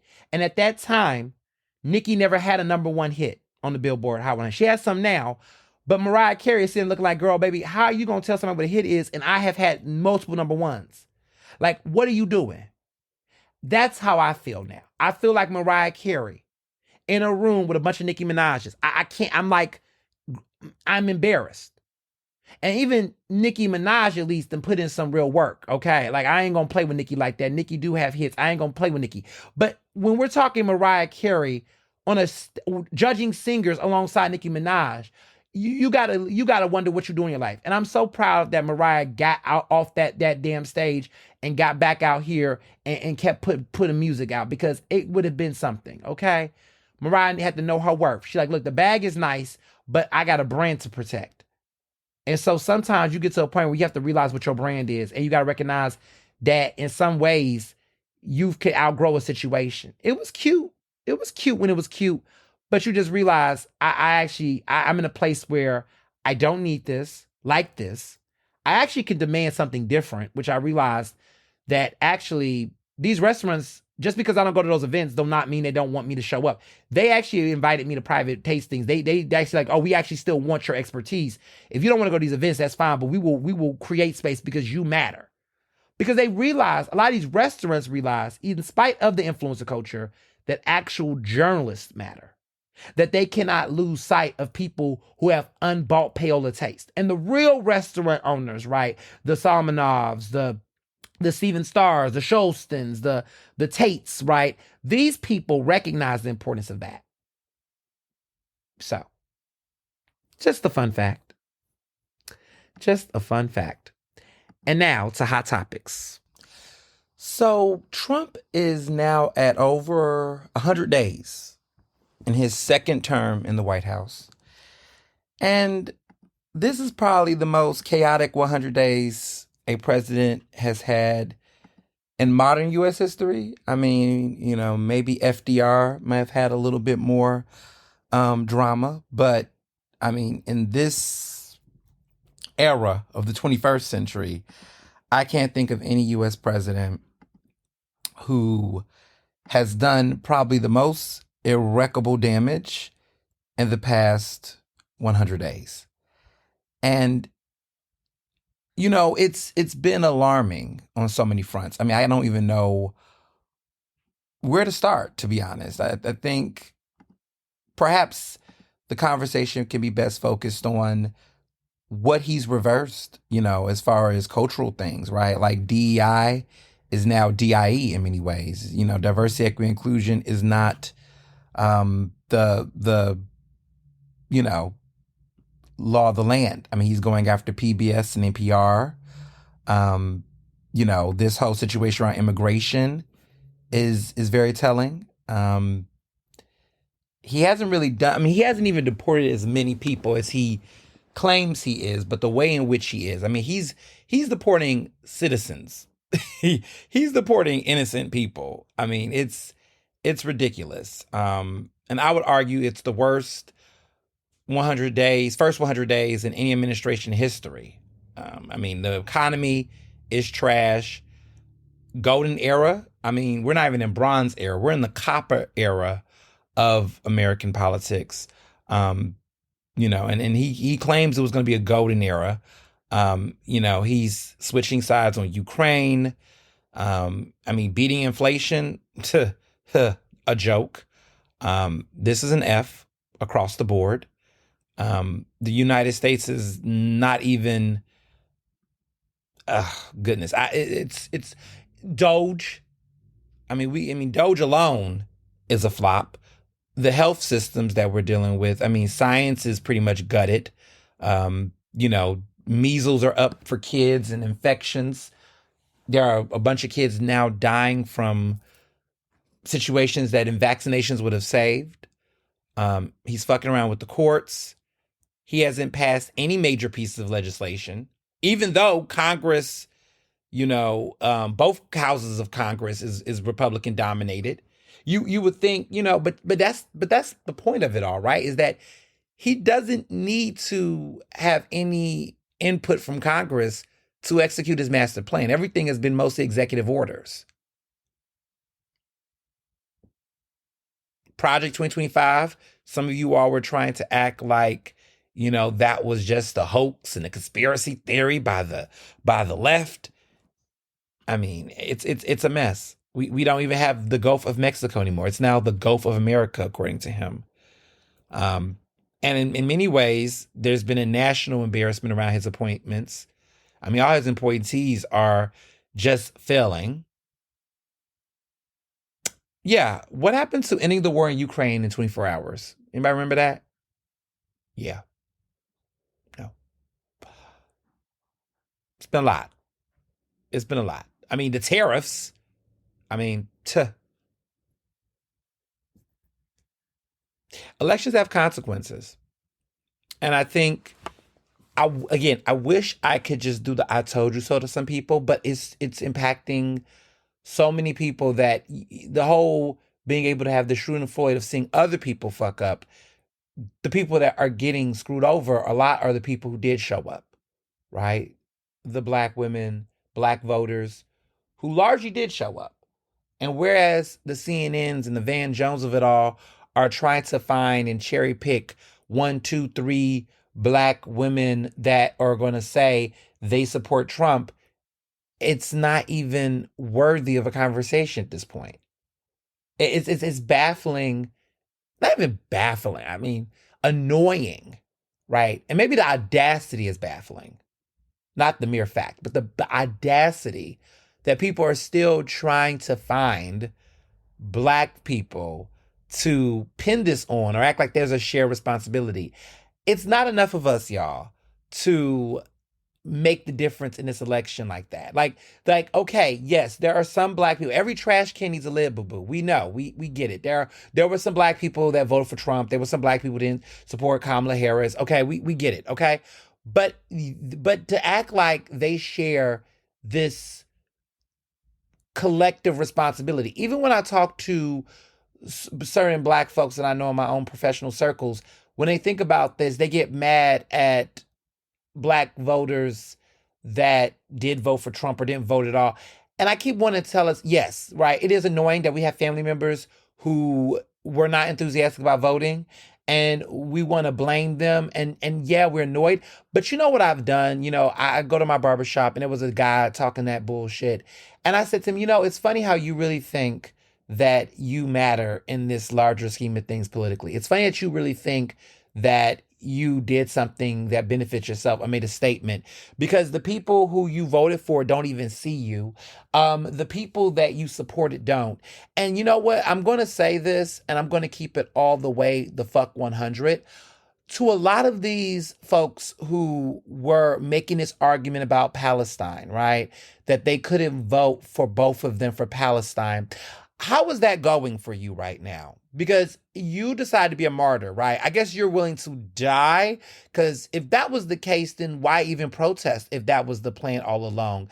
You white liberals who sat up and said to us that, oh, you made this decision for Palestine. But it's funny how you couldn't make the decision for, I don't know, the marginalized people in this country who've been dying here and been exploited here for centuries. And I'm not saying that one is better than the other. I'm just saying that there's been many times that you could have done way more to address the social, cultural, political genocide that you claim is happening in the Middle East. You could have done that in this country forever, right? Like it's interesting that you've chosen to give a fuck, to take this large stance for a war that is happening in a country you've never been in and a territory that you don't know much about. You couldn't find a map. And I'm not saying that the ways in which we advocate for other countries around the world, but the white liberalism of it all, right? To say, oh, I'm not going to vote or whatever. Because let's be clear, black and brown voters in this country, underrepresented communities that made the few handful of folks that chose not to vote for that, for what was happening there, they wasn't going to make or break the election. I mean, the numbers are the numbers. See, it's time to talk about numbers, right? We could talk about emotions and spirit, and that's great, but let's talk about the numbers. They weren't the reason why we lost. I'm looking at white people because you all had the power, right?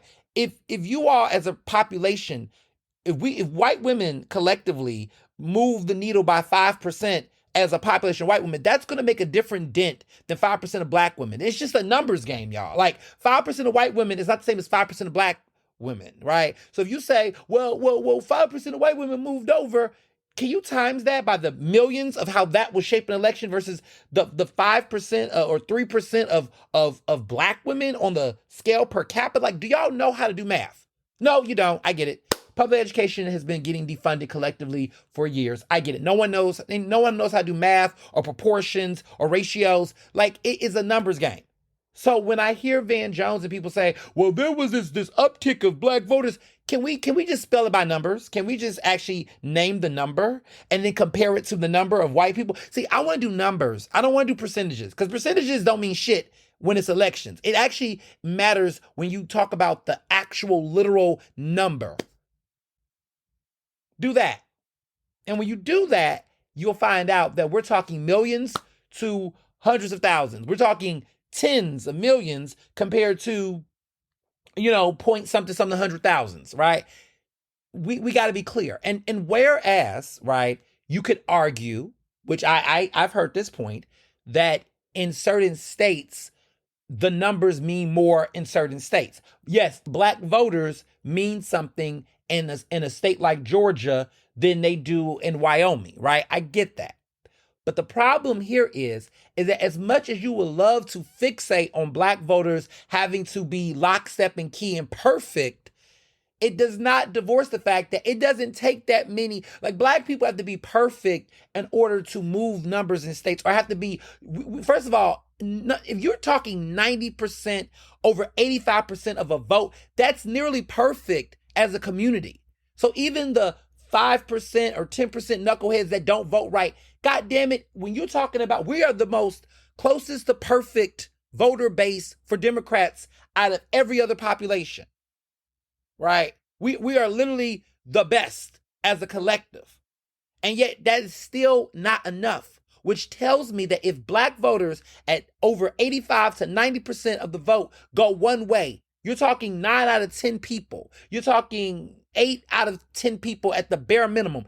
If we are not enough with those types of numbers, because if white people just gave us 60 fucking percent, woo, it will take the load off of black people to have to be perfect. It will take the load off a lot of people.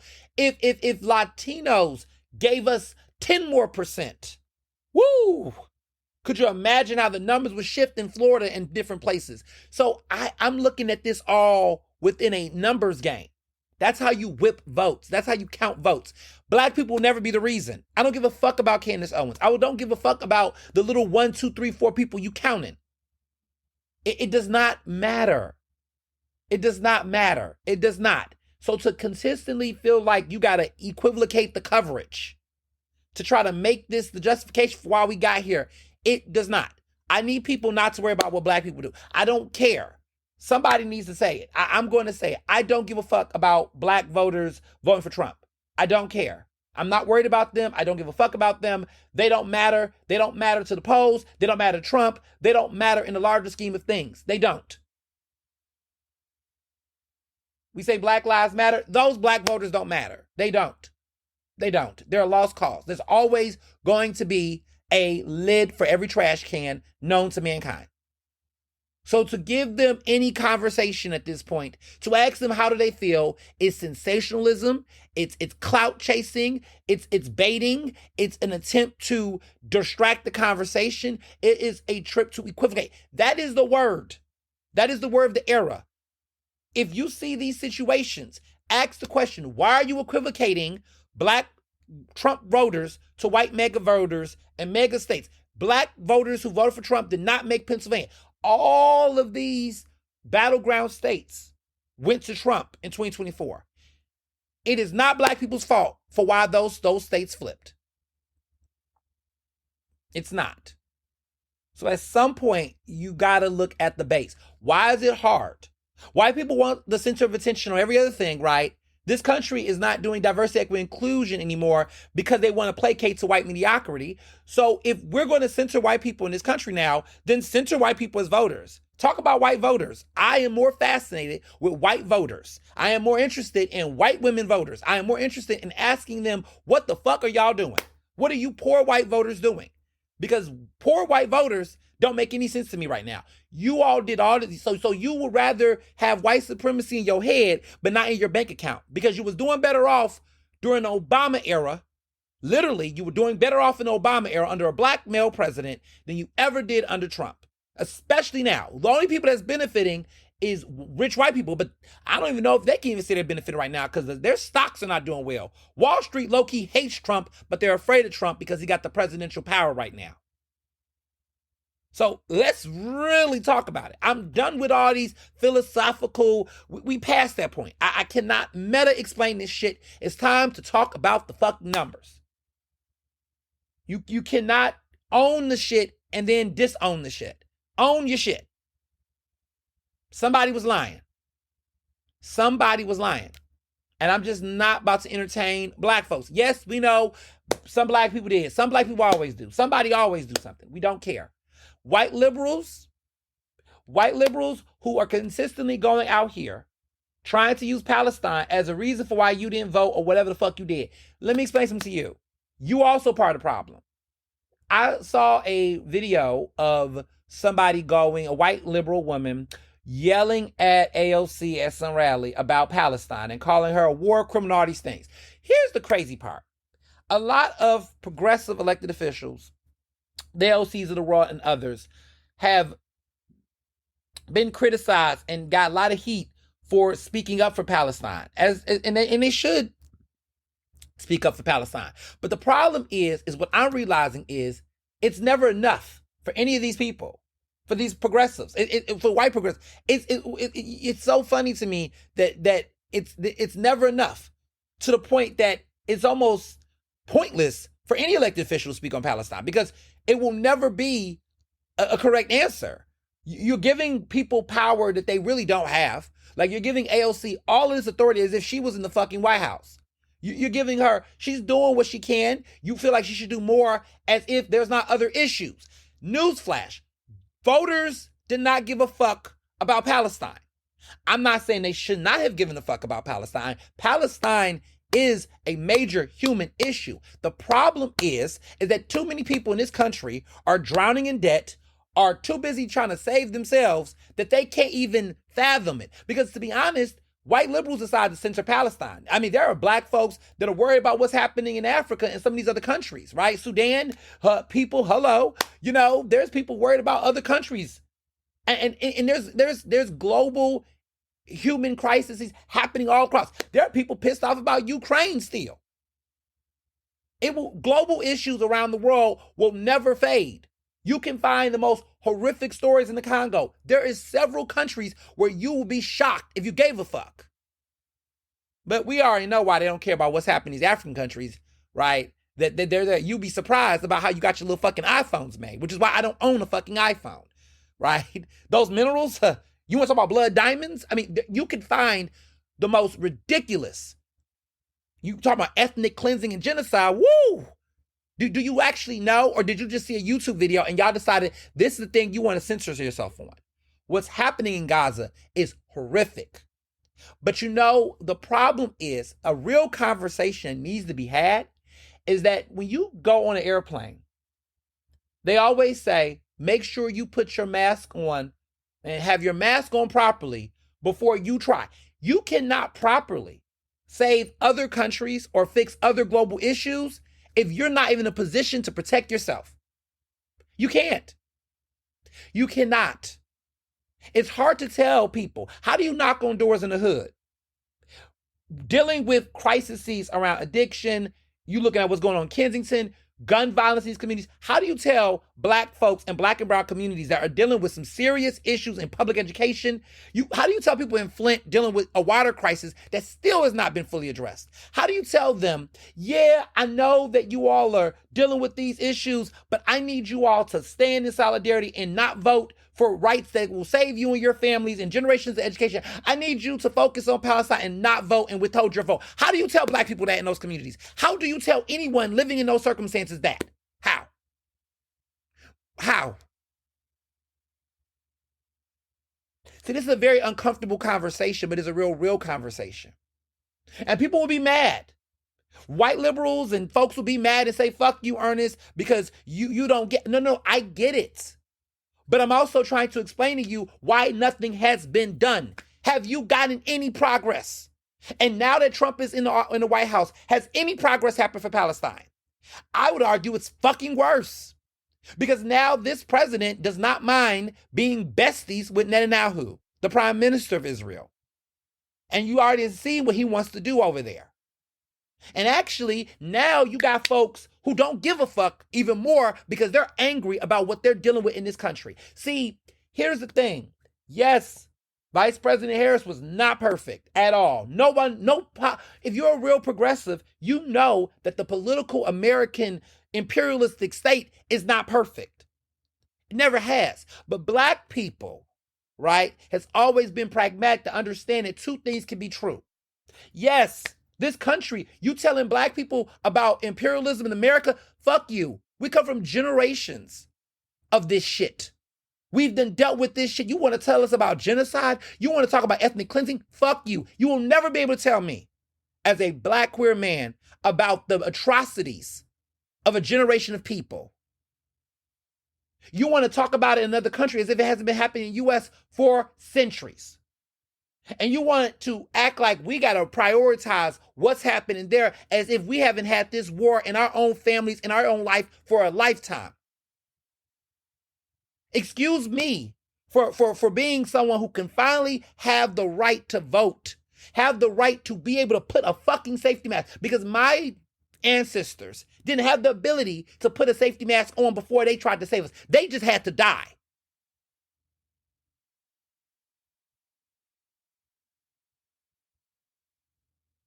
You cannot tell any black person in this country about what they should prioritize on and vote.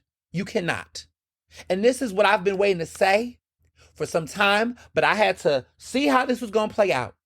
Because what I will tell you is that if Kamala Harris was president, there would have been a different conversation. See, I was waiting for us to get to this election, get the right leader in, a better leader in, and then you can nudge, because now you could have leveraged those responsibilities to get her in and say, look, we showed up for you. Now you got to answer to these things. And the economy would have been in a better position. Things would have been in a better position. Would they have been perfect? Fuck no, but perfection is just not on the table right now, right? Because at this point, we're trying to survive. We can't even, if Kamala would have been in office, survival would have not been the goal. Now we can't even focus on Palestine because survival in this country is on the table. People are dying from outbreaks. You're going to create the circumstances that you want not for the people in Gaza. We might actually have some of them circumstances in this country, depending on what the kind of presidency we fucking have.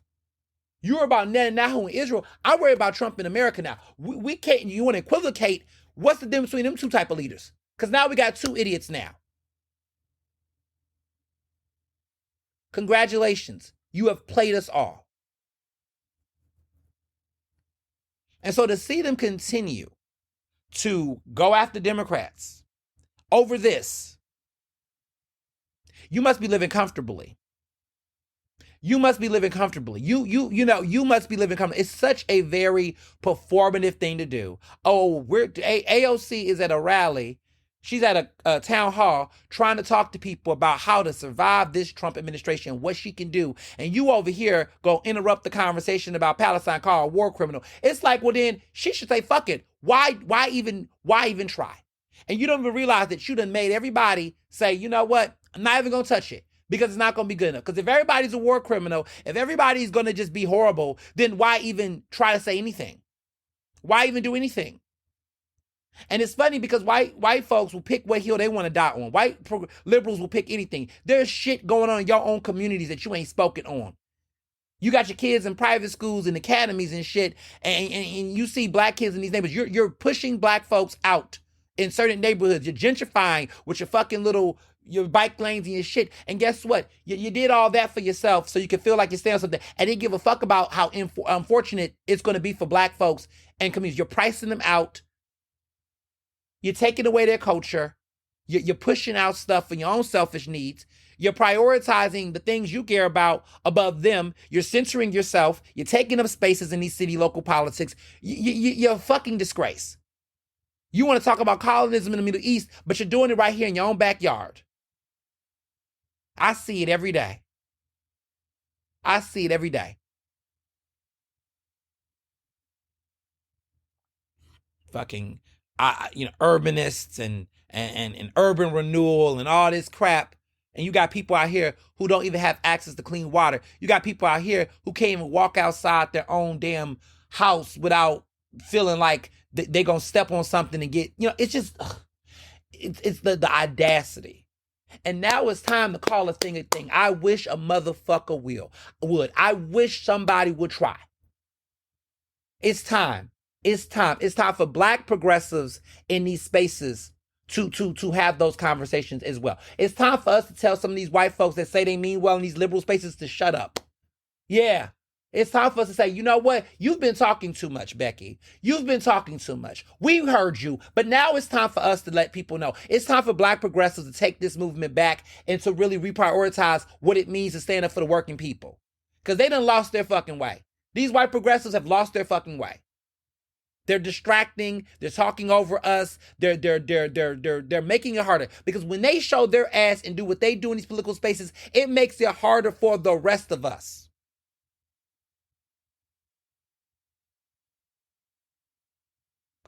No more. No more.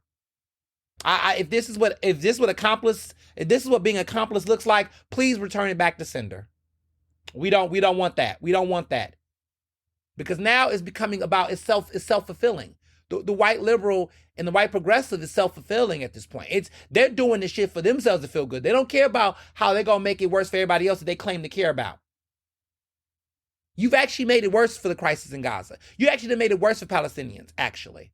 The way in which you're voting and you're showing up, if you actually listen to what they were saying, they didn't ask you all to not vote. They didn't ask you all to do that. Did you actually listen to what they wanted? They knew that a Trump presidency would be harder for them. And you all rolled the dice in the name of being a martyr. So what you was doing was not actually in lockstep and key of what the Palestinian people wanted.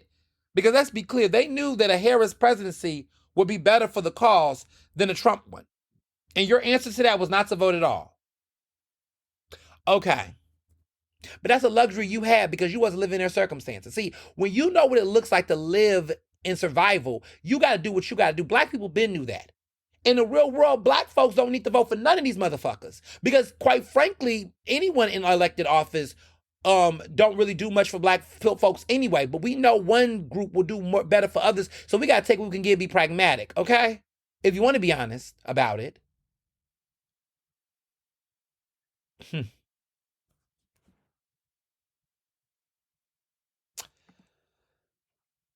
I just have a lot. And I'm thinking about it in the sense of like even white liberals in elected office. What are you doing, Gretchen Weiner? What are you doing, Big Gretch? What you doing, Big Gretch? What you doing? You out here hugging Trump on the tarmac? Really, girl? See, that's why I can't ever stand for white elected officials. Every time I be thinking one of them is down, I say, oh, I like Gretchen Weiner. I like her, governor of Michigan. Oh, I like Big Gretch. I thought I did. But how many times you gonna keep making appearances with Trump? You in the Oval Office hiding your face like we don't see your ass. Now you out here in the tarmac out here with him hugging him and shit. What you doing? Only a white woman. Meanwhile, we got Governor Westmore, our brother, Alpha Man, He said he not running for president. He just said, look, he's not running. I don't know how much I believe that, but I'm going to try to believe him right now. He said he's not running. He's out. He was on The View. He said he's not running. You don't see him at all playing with Trump. You don't even see him out all entertaining Trump. He's not even taking pictures. He's not even playing with Trump like that. But here come Big Gretch out here doing it. White woman always. See, it's hard. It's so hard. This is what I mean. Had all that shit to say. This man, he had his supporters about to go in there and smuggle. They were trying to kidnap your ass in the state capitol in Michigan. We didn't forget. They was trying to tie your ass up and take you up out of there. His supporters. And now you over here hugging this motherfucker? Girl, bye. Girl, bye. This is what is this? What are Democrats doing? This is what I can't keep up. You got, Cory Booker on his next stunt. He's sitting over here doing a sit-in with Hakeem Jeffries. This is just Democrats are going to take back the House next year, y'all. And it will not be, like I said, because they were great. It will be because these Republicans suck so much that white voters are just going to vote Democrat. And that's just the pendulum swing. These parties are just trash. Trash.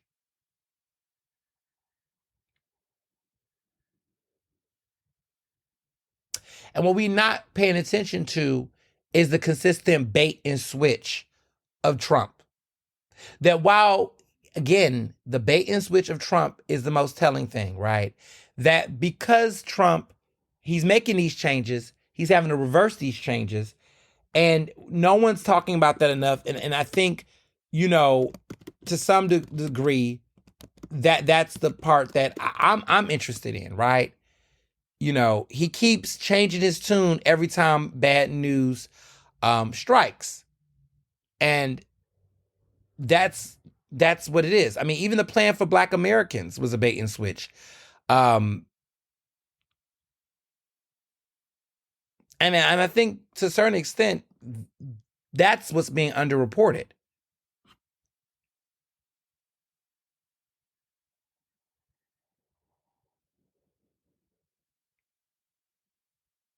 Mm, mm, mm, mm.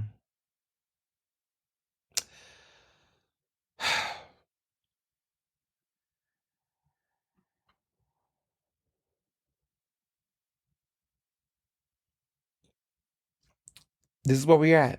This is where we're at. What do we do? I that's why I ask myself, what do we do? You know what I'll tell you I'm going to do? I'm just going to be the most vigilant as I can. I am just going to have common sense. I am just going to move very pragmatically. I am going to be strategic. I am going to not put all of my faith in any individual. I am going to vote, but I'm going to do more than just vote. I am going to be as inquisitive. I am going to do the research. I am going to read. I am going to think independently. I am going to fact check motherfuckers in plain daylight where I see fit, if it's worthy. I am not going to engage with people that are lost cause. I am not going to extend grace to people who wouldn't do the same for people who look like me. I am not going to keep making false equalizations to certain folks and groups. I mean, I don't do that anyway, but I'm just saying these are things that maybe you all should probably realize. I am not going to doom scroll every single bad thing every damn day and act like I trust any of these institutions and these people. And I'm damn sure not going to make excuses for white people. And I'm damn sure not going to prioritize them in a way that put all my faith in them and equivalates him. Look, a white person do a good thing, thank you. Moving on, but I'm not going to necessarily invite you to the cookout. We're going to have to stop doing the cookout invites. We're going to have to stop glorifying any white person that just say any good thing. Because every time I turn around, for every time there's a big Gretch that do one good thing, they turn around and hug Trump. Girl, what are you doing? So I'm not doing it. A lot of these people, I'm not doing it. We'll talk more about that in a minute. But I just think after watching Sinners for the third time this past week, I'm just not doing the gatekeeping. I'm not doing the, you can come in. You can't come into this juke club. You cannot. And I just think it's something to be said for that. We just got to gatekeep. We just have to, Black folks. We got to. We it's not to say that we can't be in conversation, but we just can't be so quick to trust. We can't, because every time they show us who they are, there's a line, and there's always a line. And I've told people there's a line, right? There's always a line on how far they will show up, because they are doing what we should be doing. White people are going to put the mask on to protect themselves before they seek to protect anybody else. And so they will always prioritize themselves and their own sense of security before they will ever consider anybody else. And if their situation is shaky, right? And when we're talking about a white supremacist structure, white women, white liberal women will always be in a space as a collective where they will do the thing that will make themselves liberal. They will benefit off of their privilege. They will benefit off of their structure to make sure that they're straight. And then once they are, they will then decide to care about other people, but recognizing that by consistently prioritizing themselves in these situations, it comes at the expense and the detriment of other communities that they care the claim about, because they're never invested in real equity. The equality, you notice they keep talking about the equality, because the equivocation is what they're looking for. They don't talk about equity, because equity means that they will have to give up something. They're not trying to give up shit. They're not.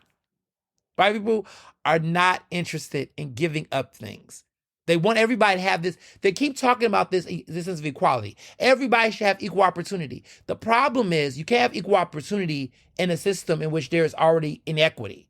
There's no such thing as equality in a structure of inequity. Giving somebody equal opportunity to something when you already have the upper hand is not equality, right? It's no such thing. There's no way that there can, because that's what we've been doing in this country, right? We've been saying, okay, folks can have an opportunity to apply for jobs. People can have an opportunity to be interviewed. But if there's already inequity in the system that has given white people a leg up and so many pegs up to get certain things, then how can you actually ensure equality in a system of inequity? In order for you to get equity, there has to be a resetting of it. And as long as white people are not willing to truly give up things to give others the opportunity, or to realign things so there can actually be equality, then none of this shit's gonna fucking work. So what do? We have to fight. We have to fight. I'm not saying violently, but we have to recognize that power is taken. It's never given. It's never redistributed. It has to be taken. And until you get to a point where you have to be willing to confront, because honestly, when I think about my career, it's been nothing but a fight.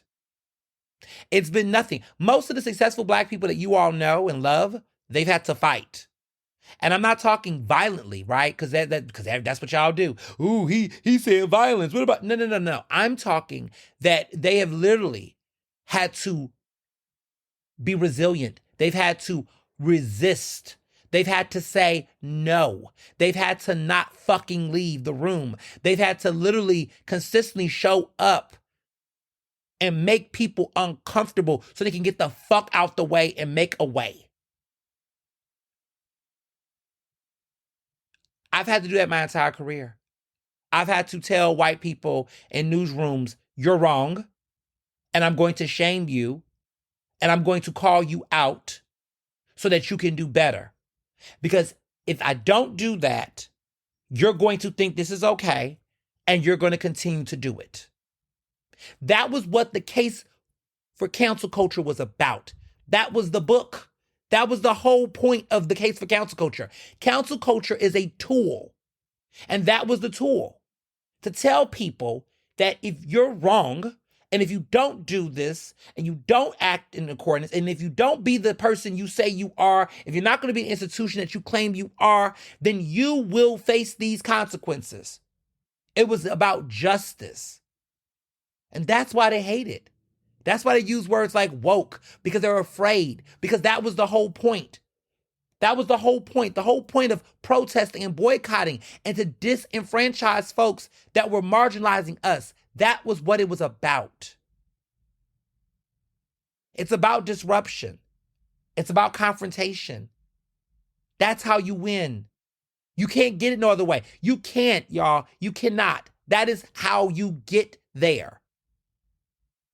That is what Harriet Tubman did. That is what our ancestors did. They resisted. They had to fight. You cannot simply think that having conversations and being nice and giving hugs and telling people with a nice voice what you want. That you look, you did that and it didn't get you what you fucking wanted. Women in this patriarchy with men, right? Thinking that you can placate to them and be a trad wife and that was going to get you closer. You thought that was going to make them that was going to respect you and stop being pigs. It didn't stop it, did it? Roe v. Wade got reversed, y'all. Queer people, right? We thought, if we placate the straight people and get and don't be as queer focused and don't be this and talk this a different way and assimilate, that was going to protect our rights. It didn't. It didn't. If racism is really a problem, do you think handling racism with soft gloves is going to work? If white supremacy and patriarchy and sexism and bigotry is a problem, why do you handle it with kid gloves? See, what's funny is we got to have the mindset that they do about us. If homophobes think, the way that homophobes think that homosexuality and queerness is a disease, and the way that they treat it is by fucking trying to eradicate it. They literally want to wipe us off the books. They want to literally take us off the fucking planet. They really want to ostracize us and marginalize us. They treat us as a disease. If we need to treat homophobia like a disease, we need to try to eradicate it at all costs. We need to seek to cancel the bigots as much as they want to cancel us. We have to have the same level of disdain for them like they have for us, because that is how we get free. They fight to keep us out of the history books. They fight to literally eradicate us and erase us. Why are we not fighting to erase them? Why are we not fighting to eradicate them? Why are we not fighting to get them out of our fucking chambers of politics in Congress? Why are we not fighting to actually get them out of positions of power so they can stop harming us? You must be a masochist to hug a fascist. You must be a masochist to think that you can go on podcasts and be around bigots and think they're going to like you. You must be a masochist.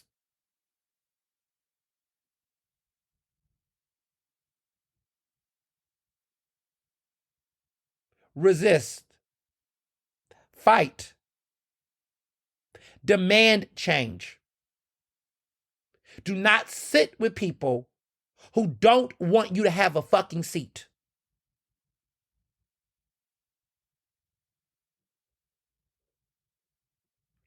I've been doing that my entire career. And that's why I'm here where the fuck I'm at. Because I refused to be told no. I refused to straighten up. I refused to whiten up. I refused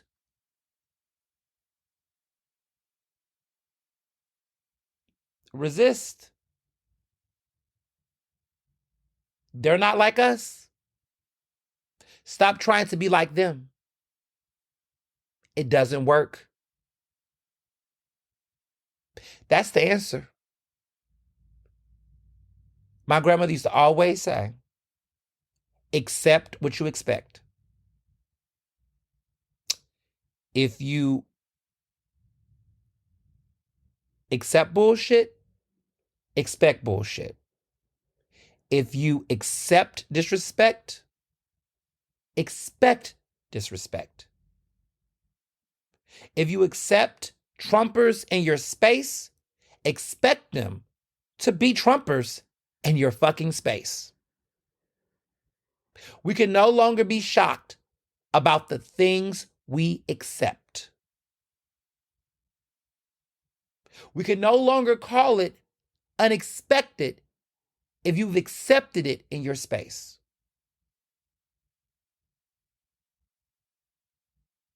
I am not going to accept mediocrity. I'm not going to accept folks thinking it's normalized to normalize Trump. That's what you expect. And so I will never do it. Accept what you expect.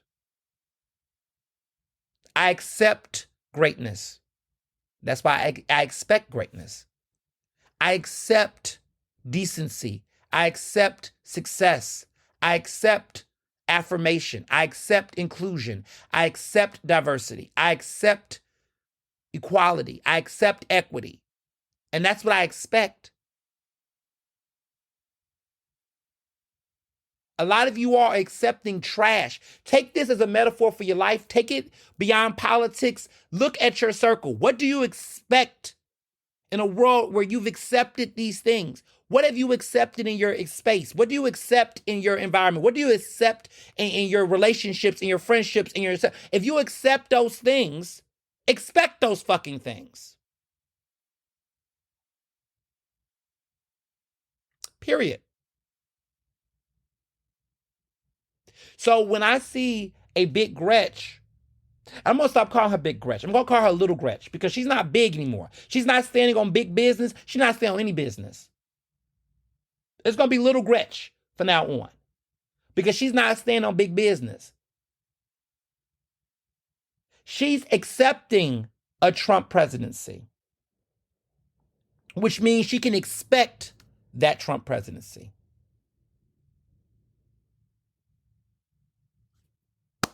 Point blank, the end. Now, I've been telling you all to keep an eye out on what's going on in the Trump administration when it comes to these appointments. Mike Waltz, which is Trump's national security advisor, he's no longer being in that position. Now, I've been following this, and y'all kept saying, why do you care so much about this national security stuff? I keep telling you, I knew a head was going to fall. I told you all this. I've been following this saga. Something about this situation, with Pete Hegseth, I think there is just something that just tells me we need to be paying attention because what is happening here is telling us how this man is going to govern with his other appointments. And I feel like the true way that the Trump presidency collapses outside of voters resisting is what happens with his administration. Pete Hegseth, I thought, was going to be the one that's going to fall, but he's just too prominent. But that Mike Waltz just keep finding himself in trouble with that damn signal. And so now the new power move has been that Mike Waltz is now, he's Donald Trump's national security advisor. He's no longer in that position anymore. He is now about to be the UN ambassador. That's what, another special somebody wanted, right? We remember, that national security advisor was supposed to go to, one of Trump's, New Yorkers, right? And, that was a position that, it was a mess because a lot of people thought it was going to go to a certain lady. And it didn't happen that way. There's a lot of shakeups happening. And we see how that's played out because a lot of people, thought that Elise Stefanik, who is the congresswoman from New York, that got shut down. She was gunning for that, getting ready for it. And then they kept tasking Congress. So now Mike Waltz is now going to take the new role as UN ambassador, which takes him out of a serious Trump administration role, which is a shakeup, right? And now Secretary of State Marco Rubio is going to replace him in the role on an interim basis. So now Marco Rubio is picking up some more political capital. He's just such a hypocrite piece of shit. But he's now in a position, and now Waltz is moving to UN ambassador. So Trump didn't really take him out the whole thing because I don't think he wants to do that for optics. But the fact that he's no longer in that role is telling. So I don't know. Stay tuned on that. Pay attention to what's happening here. UN ambassador is definitely in demotion.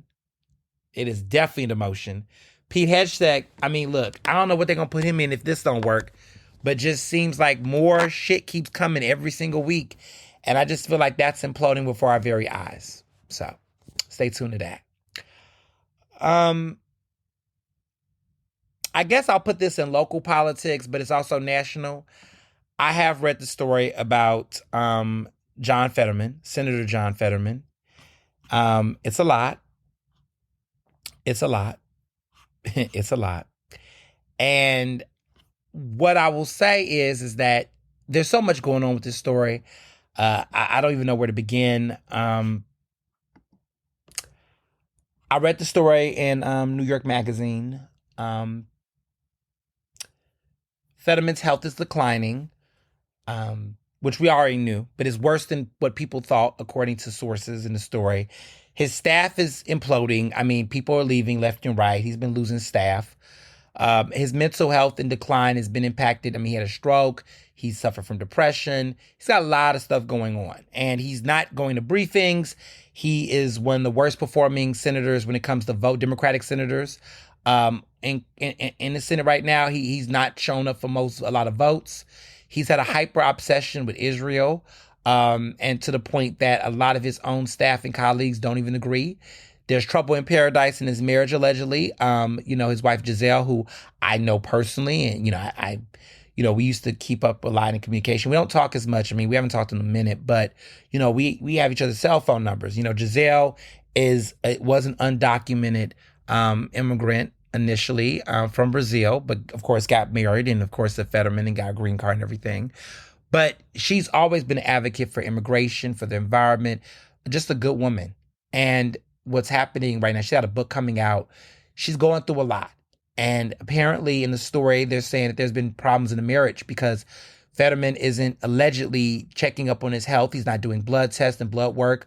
Allegedly, and I have to say allegedly, they've had fights. They've had fights over the issue in Palestine, his very strong pro-Israel stances. They've had issues around, him not taking care of his health.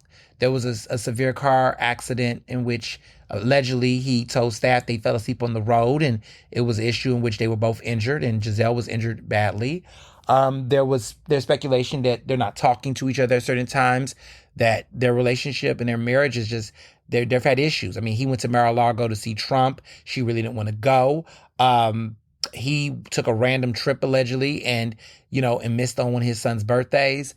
There's a lot going on. And honestly, he's just not where he's at. You all know that I had a very major interview with him.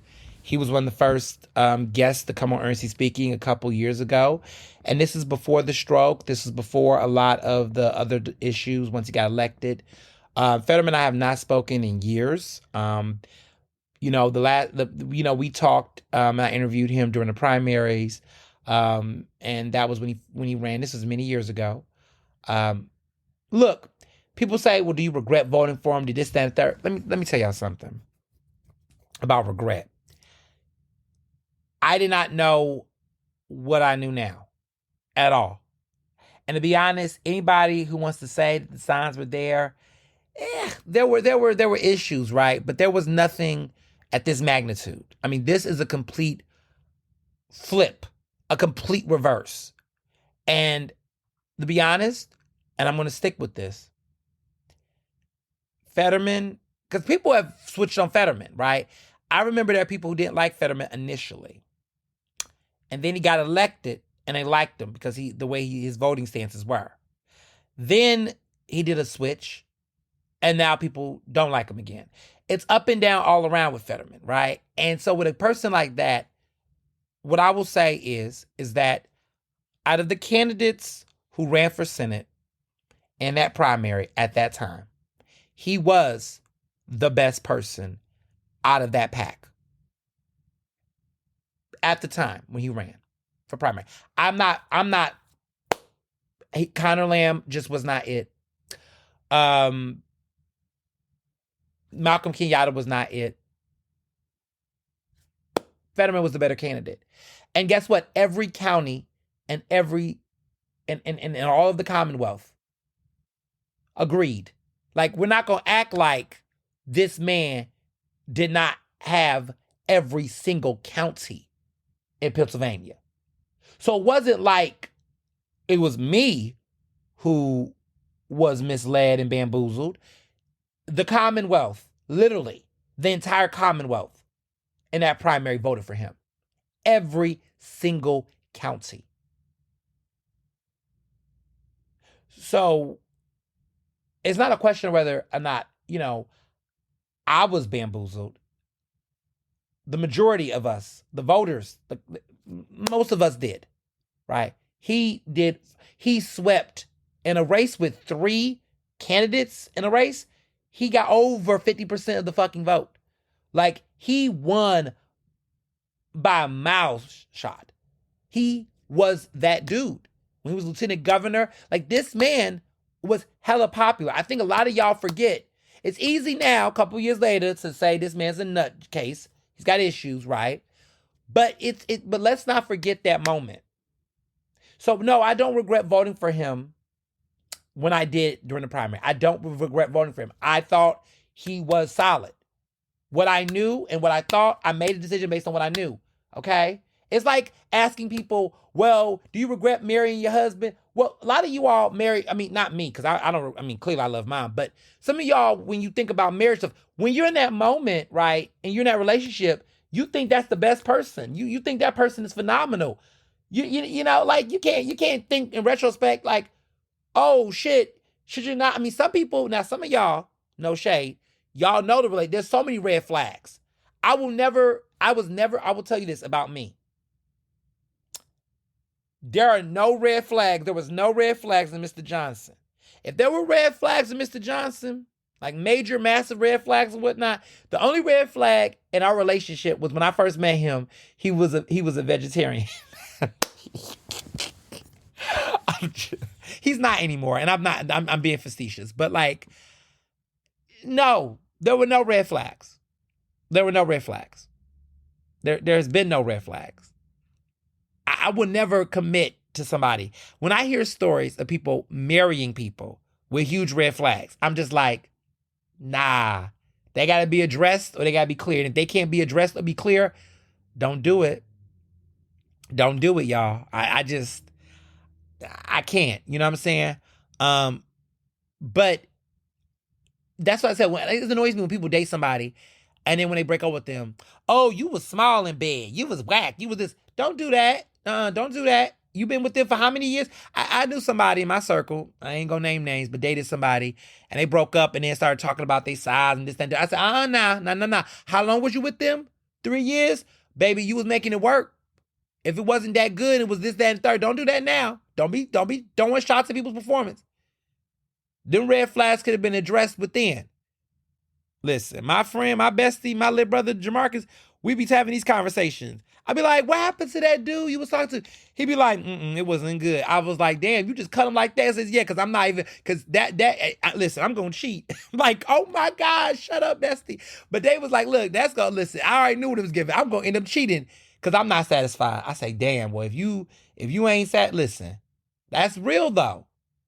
That's real. I'm not going to be in any situation where I'm not going to be satisfied. Sexually, emotionally, whatever. I'm not going to do it. Like I said, accept what you expect. Some of y'all didn't teach. So I accepted Fetterman at the time because I expected him to be the guy I thought he was going to be. He's not that guy. He's not. So guess what I'm going to do? I'm not going to vote for him if he runs for re-election. I don't think he should run for re-election. I think he should resign. I don't think he's competent for the job right now.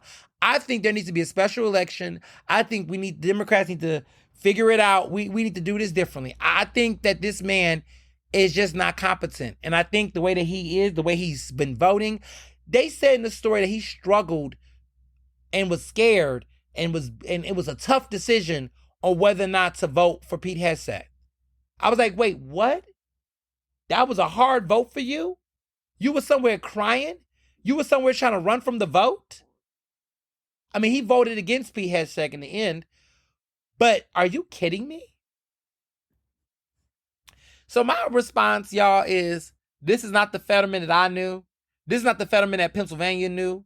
This ain't the Fetterman that none of us knew. Or some of y'all will say up and down, y'all crazy ass Connor lovers, you Malcolm Kenyatta. Let me tell y'all something. Democrats, progressives, can y'all just run better candidates then? Run better candidates. Somebody would say the same for Kamala Harris for some of y'all. Listen, shut up, not too much on her. But Some of y'all need to just run better candidates. Run better candidates. I would have entertained a better senator candidate than what we had. When you look at other states who had better Democratic candidates that lost, you got Val Demings, you got other folks that was running across the country. They had better challengers. But when you got a clown like Oz, like Dr. Oz, that is doing poll numbers higher than y'all own faves, we got to run the guy who can win. But what I'm saying to you all now is run better candidates. This might be a messy thing to say, but I'm going to say it anyway. I'm going to throw out a wild Jonathan Swift, a modest proposal type of idea. I could be wrong, but sometimes I'm right. Oftentimes I am. Here's a weird political fantasy that I have. I could be wrong, but let's just think it out loud, because I would love to see it. What if we get Fetterman to drop out? We urge him to resign.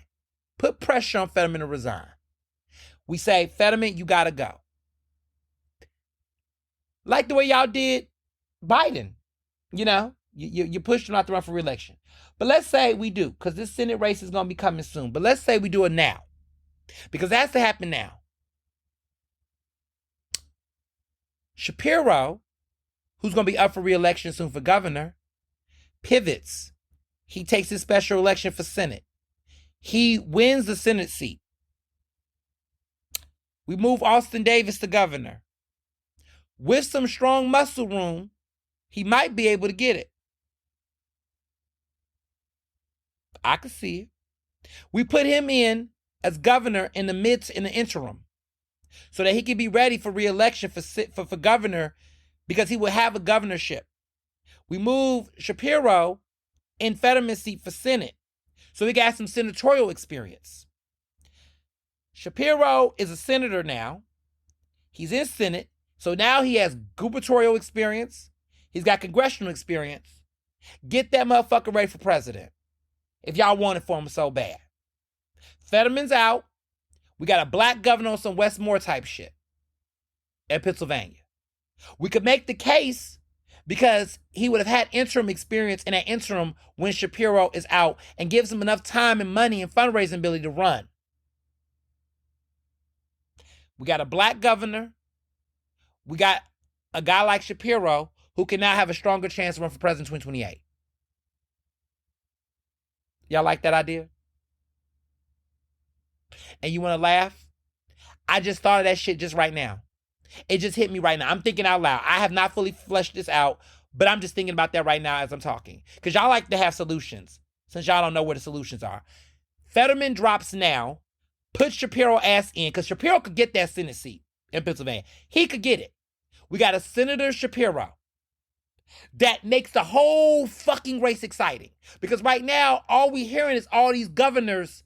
Shapiro done had one full term, about a term of governor. But in Senate, he can go in there. We know how he gonna fucking vote. He gonna raise hell. He gonna have the national spotlight he been so thirsty for. And then he gets himself set up for president in 2028. What do y'all think? Because right now, we don't really have a surefire candidate right now. We don't really have a front runner right now. But if Shapiro steps in to fill the Fetterman gap, you know how many Democrats will love him? Shapiro, you saved the day. The progressives might even fuck with him again. Everybody will love that, because they'll say, God damn it, take Fetterman out.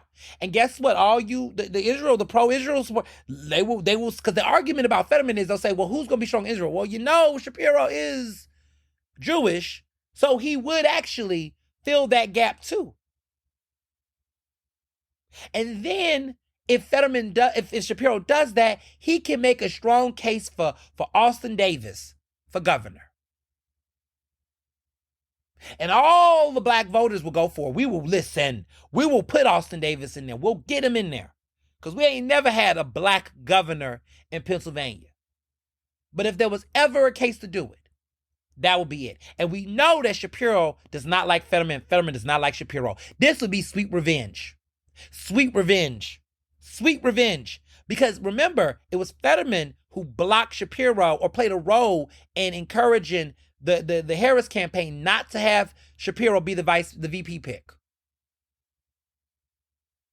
I like it. I like it. I'm actually going to toss this idea on the internet. I'm going to listen. That's how you know when I record this podcast, because I'm going to actually tease this shit the fuck out, because I'm interested in it. I'm interested in seeing that play, and I'm going to put that out there in the political universe. I want to see people going to argue about it, but I'm going to think out loud. That's my Jonathan Swift modest proposal. That's my big crazy political idea.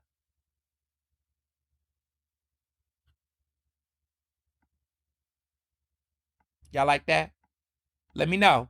Let me know what y'all think. Some of y'all love the tweet when y'all listen to the podcast episodes, or y'all listen, like DM me. Let me know what y'all think. I want to hear what y'all think. What you think, Abel? What you think, Alana? All of my Core 20 listeners. What y'all think about that? I don't think it's bad. Let's see. So, moving on to local politics. Bernie Sanders came out to Philly for May Day. 5,000 people, they said, was out there. Okay. I want to just take a side. I want to take a little side out real quick about this. So, there's been a lot of talk about May Day, and I've had some interesting conversations I've heard about May Day. I've had people, tell me some stuff about, there's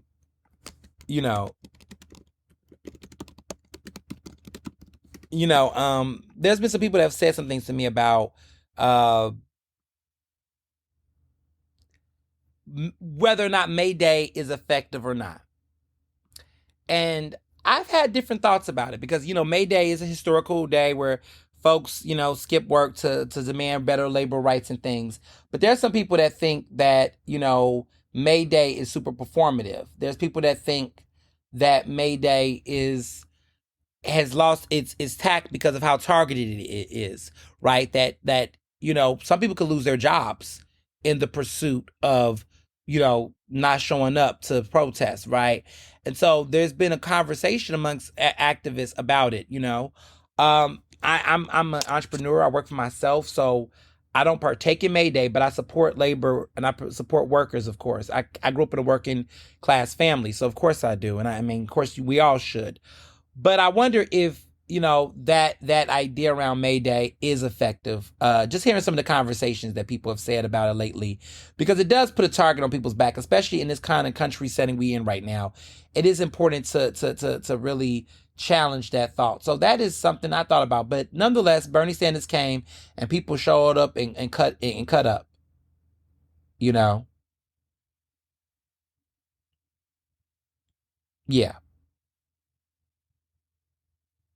Yeah.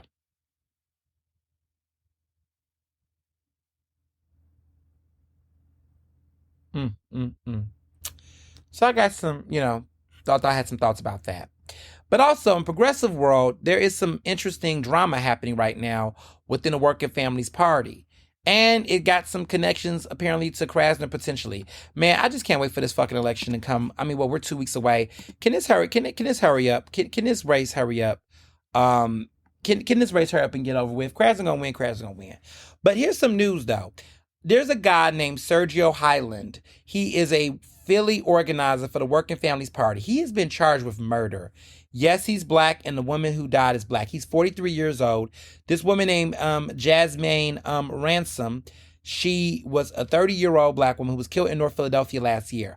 Sergio already served 20 years in prison for murder before he was released on parole, and he became a social justice organizer.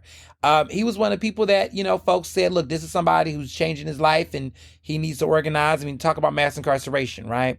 Well, he got arrested earlier this month for his role in the fatal shooting of Jasmine Ransom. Police are saying that, he has described himself as a hood abolitionist, right? And he's also a criminal justice consultant, as allegedly on his website. And he's offered counseling and consulting on harm and violence de-escalation tactics. But this man is, what police are saying, shot Ransom in the head around 2:30 a.m. on the 1200 block of West Cumberland Street on July 11th. These detectives have been trying to investigate this crime for months, And they found a witness who identified him as the gunman. We don't know what the motive is yet, but they recovered 3 rifles, 2 handguns, and multiple rounds of ammunition in his house.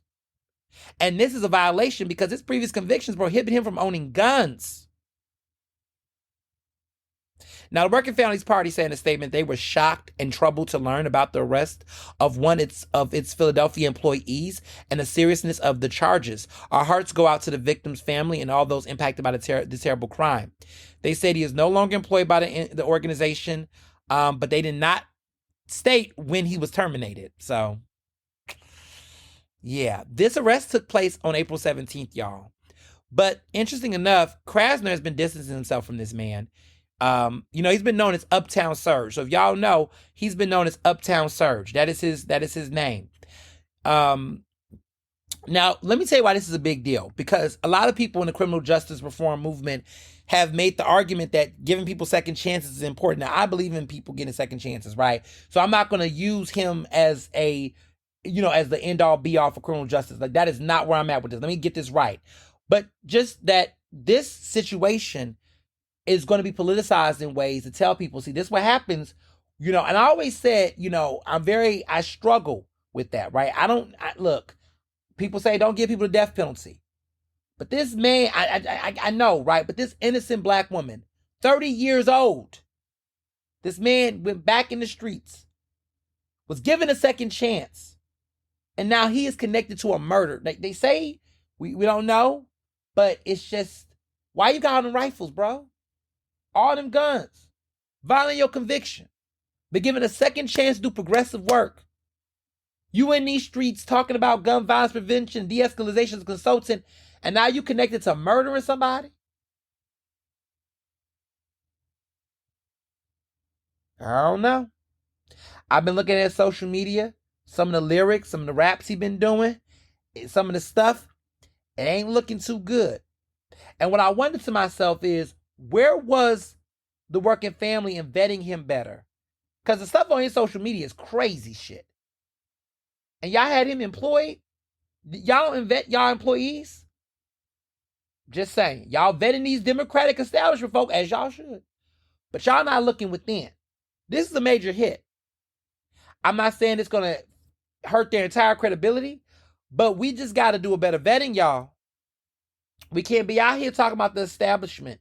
We can't be out here criticizing corrupt Democrats and working within the system if we ain't doing a better vetting of our own people.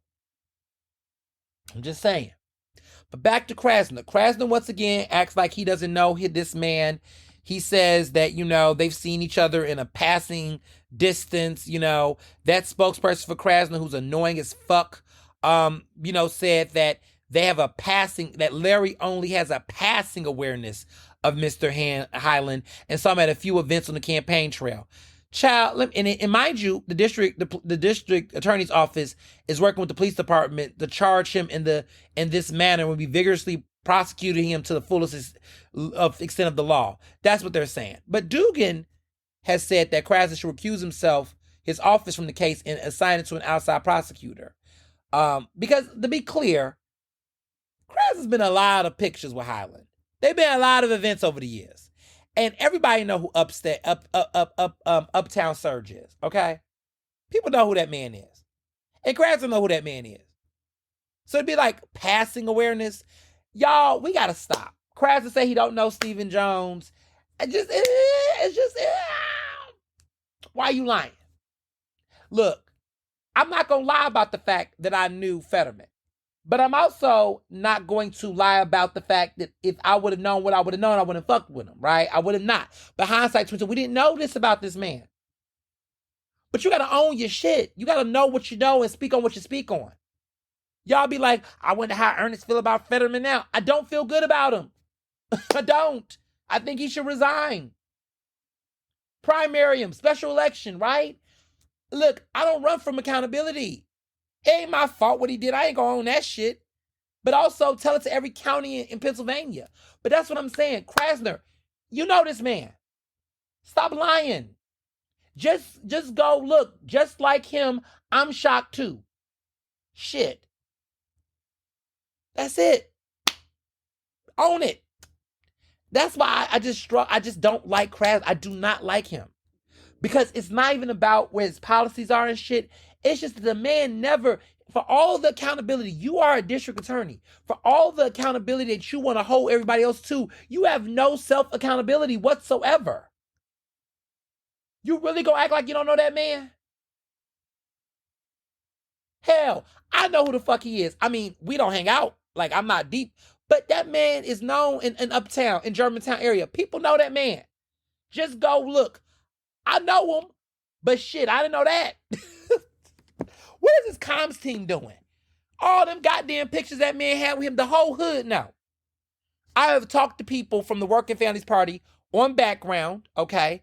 You know, I'm not gonna name names, but they are sitting here like, man, Krasner, bro, they're like, come the fuck on.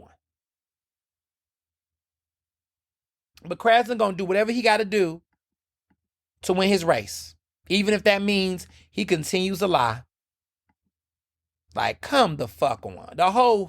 Everybody knew who Uptown Sarge was. Sir, listen, I know members of city council know who he is. And they're heartbroken. Passing awareness. Passing awareness? Okay. Y'all noticing the pattern with Krasner? Have y'all not noticed the pattern? I'm just saying. I just can't wait for this election on May 20th to be over. If he wins, he wins, child. If he loses, he loses. It is the most annoying primary in quite some time. But moving along, there is massive fallout at Kensington, around Kensington and City Council. And you know what? I'm going to have to say that Cancellin gave one of the most impassioned speeches I have heard in a long time. The reports are saying she lashed out, but she said, how dare you? I was there. Okay, so I posted some videos on my Instagram, on social media, on Twitter. If you haven't seen the clip, but you know, she went off. I was in the room last Thursday, hosting Philadelphia City Council Live with your host Ernest Stones, myself, on 96.1 FM 900 AM Progressive Black Talk Media WRD Radio, baby. Okay, I was in City Council chambers last Thursday when Cancellin went off. And you know what? I'm not mad at her for going off. You know, she represents the Kensington neighborhood, and you know, she went off about what was going on. You know, if you don't know about Kensington, y'all, this is the city's largest open air drug market. There's been a lot of stuff going on. She's been tough on crime lately around it. She's got a bill that just got passed that she wrote that will restrict how some medical providers and volunteer groups are going to serve people struggling with addiction in Kensington. There was a lot of emotional people speaking at the hearing last week. A lot of people spoke about last year. The legislation will require the mobile groups, as reported, to operate only in areas designated by the city. And there's going to be a permitting system.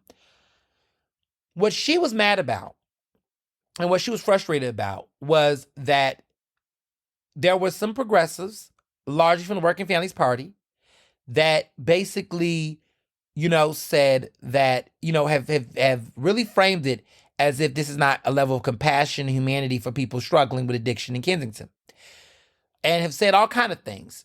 And her office has been hit with a lot of hate mail and threats and all kind of things. And she went off. And she slammed it. She cursed. She was pissed. She said, how dare you organize and tell people lies? She spoke out. She said, this bill will take people off of people's sidewalks. I have seniors who are living with people who are unsheltered on their porches and threatened by those individuals if they call the police on them. Would you allow that in your house? Would you allow that on your property? Hell no, hell no. So why should my residents?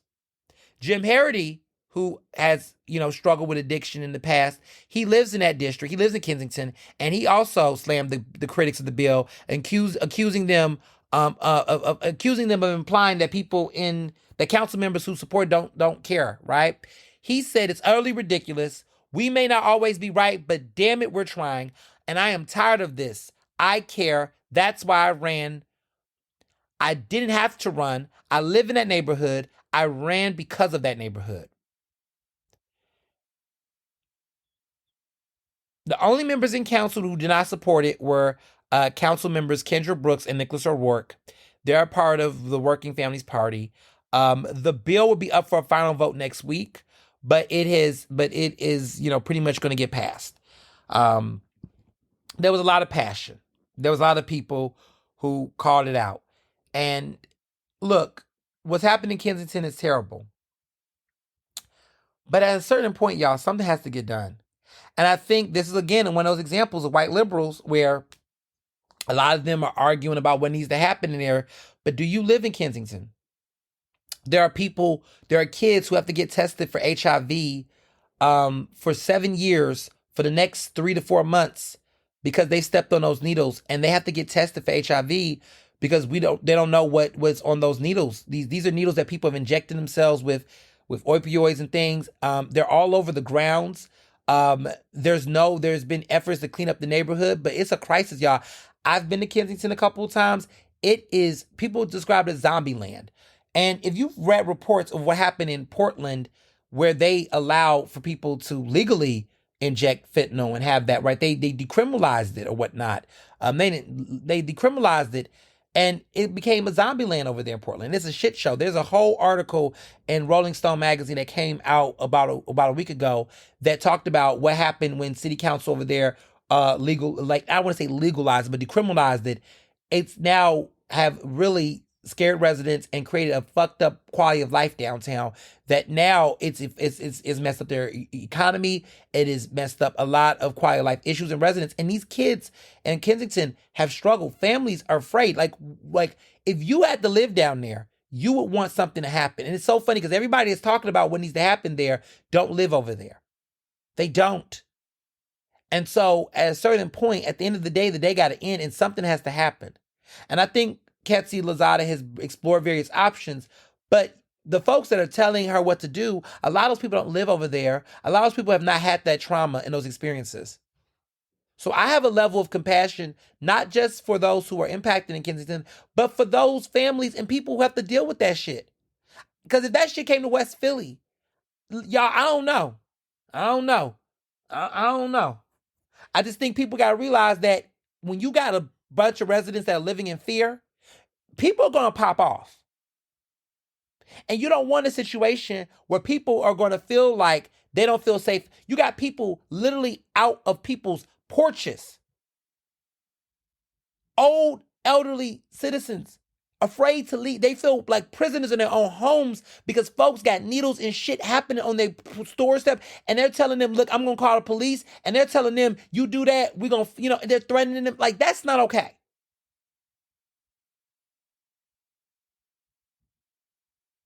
And if people had a solution like they claim they do, where are the solutions? Where's the solutions at? Because they haven't done nothing. Look what Mayor Kinney did, right? Mayor Kinney didn't do shit on it, and the issue has exacerbated.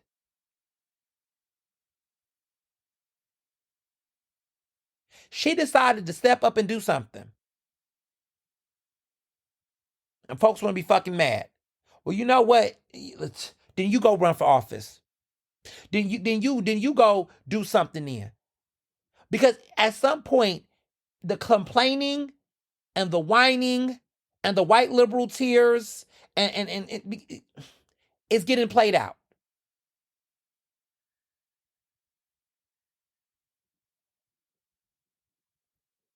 Run against her. If you think you can beat her, if you think you got a better plan, run. Run against her then. But you won't. Because guess what? Most of you don't even live in Kensington. That's the gag. You don't even live over there.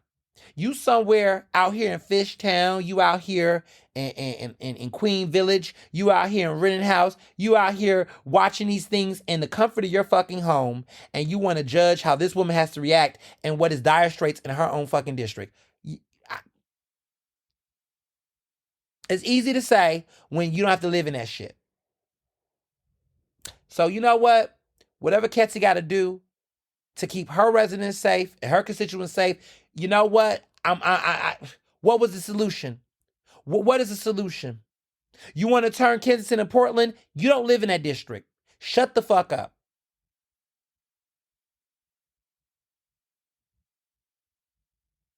Enough. I've been quiet. I have just said, you know what? Let's see other solutions. They've tried. Safe injection sites were not as effective as y'all thought they were going to be.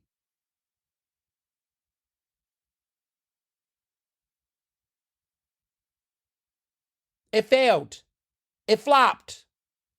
Let's call it for what the fuck it is. It flopped.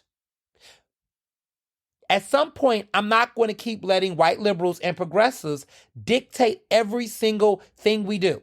Soda tax, flopped. Flopped. We can call it a flop now. It's been many years. What did safe injection sites do for Kensington? The way that y'all thought it was going to do. Harm reduction? Did it really reduce harm?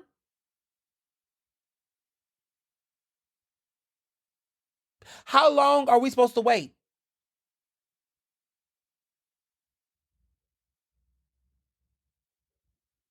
And you ain't moving over there. Move over there. That's what y'all do. Another Jonathan Swift modest proposal. You move over there. Go move in those neighborhoods. Go gentrify Kensington. Since you want to gentrify so much. Go move to Kensington. Go move over there. Y'all want to move in West Philly. Y'all want to move to these black neighborhoods. Go move to Kensington. I have a modest proposal. Go move to Kensington. And I promise you, if you move to Kensington and you got your friends, y'all moved over there, I bet you wouldn't want to live like that. I bet you wouldn't want a safe injection site next to you. I bet you that you wouldn't want to go outside and have your kids playing outside with those needles on that ground. I bet you wouldn't fucking want to do it. So why do black people, why do black and brown folks, why do everybody else have to live in these areas? You know what's funny is that you all would love to have it there. But y'all the same ones who don't want to have, black-owned restaurants and businesses and fish fries and shit in your neighborhood.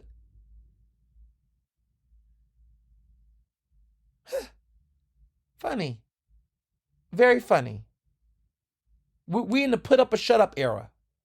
Go move to Kensington. Since y'all want to move somewhere. Go move to Kensington. Go do that work on the ground. Boots on the ground. Bring your fans out. Because it's sticky over there. Go over there and go volunteer. Go live there. Go be the example. Since you want to go somewhere that's different. Go make Kensington the neighborhood, the up-and-coming neighborhood that you want to make every other neighborhood. Go take your ass over there. Go buy some property. And go see how, how you can coexist with that. You can't. You can't do it. You won't do it. So why should they?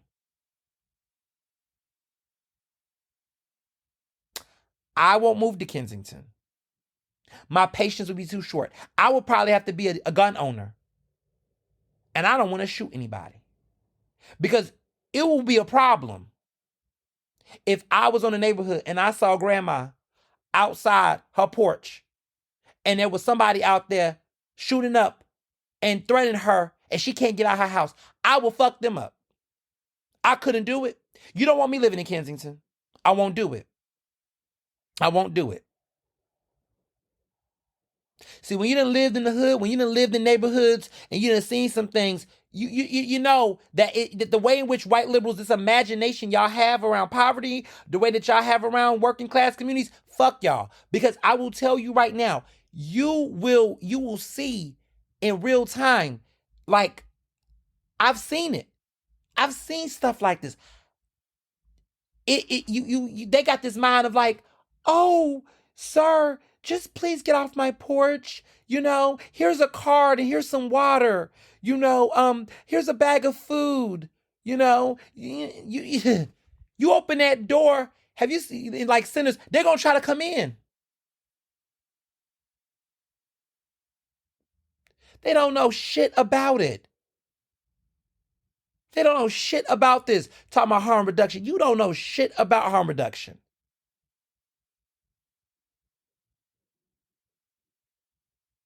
It is so easy. The same people talking this shit got their kids going to Greenfield Intercultural School. They're going to Penn Alexander. They are going to schools. They don't have to deal with this. Y'all worried about the folks struggling from addiction more than you worry about the people who have to deal with the shit in their neighborhood. At some point, the residents got to matter. At some point, the taxpayers got to matter. And then y'all wonder why people move out of Philly.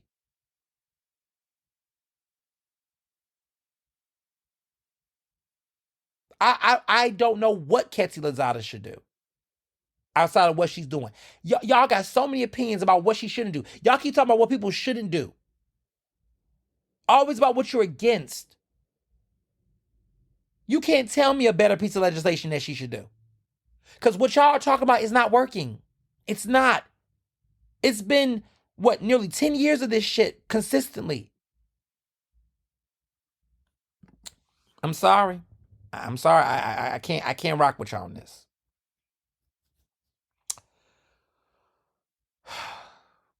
Moving along. So this week's Ask Ernest, of course, is about Saquon Barkley, Jalen Hurts, that White House visit. And I know so much has been already said. And I mean, I could just drag him. It'd be so easy to just drag Saquon Barkley and just talk about like how I'm not surprised. I mean, homeboy had a fiance that was saying the N-word. Baby, you see what I'm saying? Them red flags? Baby, red flags been with him all over the place, right?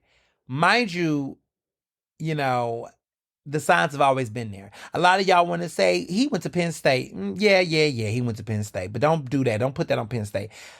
A lot of black dudes I know went to Penn State, and they are some of the most intelligent, thoughtful, compassionate black men I know. So we're going to stop putting everything on Penn State. Now, one will say Penn State athletes, some of them black Penn State athletes, they're a mess, but we ain't going to keep putting everything. Y'all got to stop doing that, okay? Maybe y'all joking, but like but he went to Penn State. Stop it. Because what's interesting is I looked up Saquon Barkley. Saquon Barkley was one of those people that supported, Colin Kaepernick, supported racial justice, stood up for that, right? We ain't gonna do that, okay? And a lot of y'all want to talk about, Jalen Hurts. There was a picture of Jalen Hurts at the White House with Trump years ago. Yeah, he was also like a high school player, I believe, or a college player. He wasn't even, he wasn't even, where he's at now. He's young. He was young. He didn't have the political capital. He wasn't a star quarterback player. That was first term Trump. That's not new term Trump. That was like, fucking 8 years ago? Like, cut it out. Cut it out. Like, I just think it's funny how people like to pull things and try to say something. Jalen Hurts is a star quarterback. He has power. The fact that he refused, scheduling conflict, whatever you want to call it, he did not go. And several other players alongside him did not go. That's a choice. And he chose wisely. And we should salute this brother for actually standing on business and not going. He didn't have to do all the most because at the end of the day, this man just got married. He is enjoying his marriage. He is not about to try to put himself in the center of too much.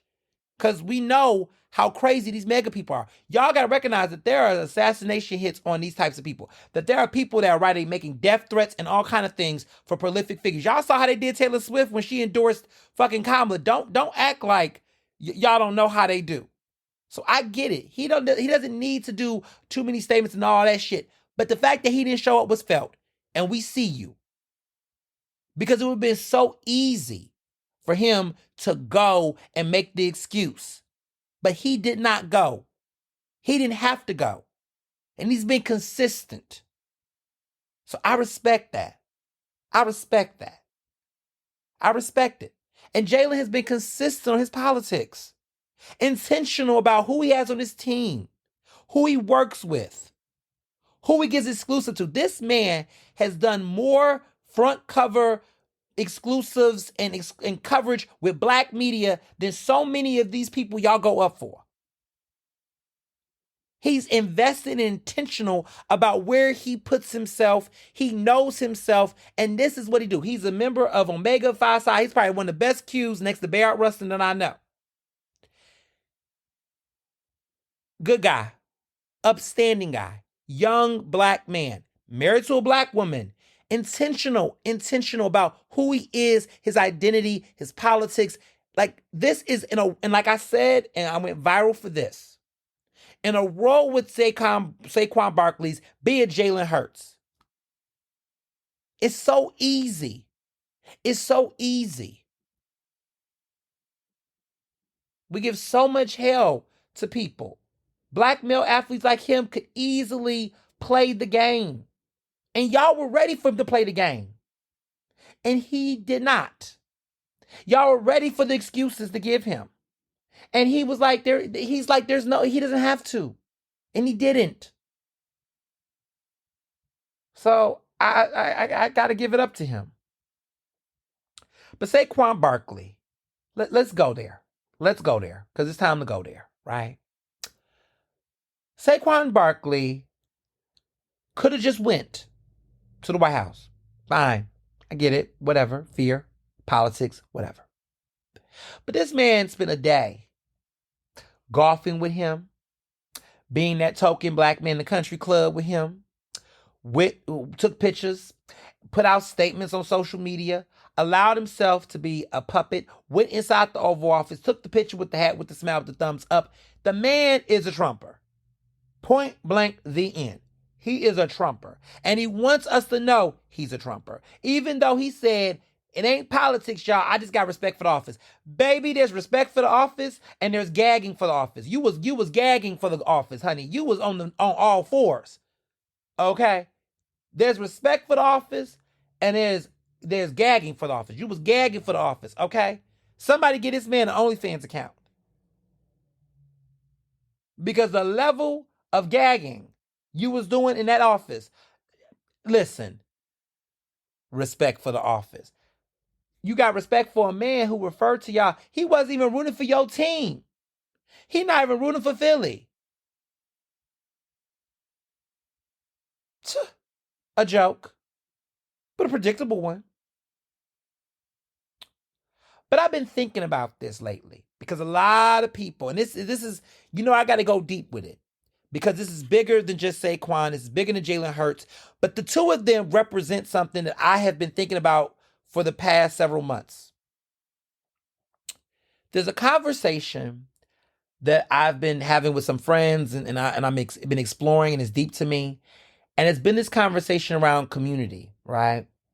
And there's always this mindset amongst black people that every time certain black folks we can't throw him away. We can't, cancel this person. We gotta give great. We've been weaponizing and abusing these words too much. Let me be clear. And I want to be clear, and I'm gonna talk about black people, but I want to talk about everybody. Women, queer people, all of it. There are people that are from our community, and there are people that are in our community.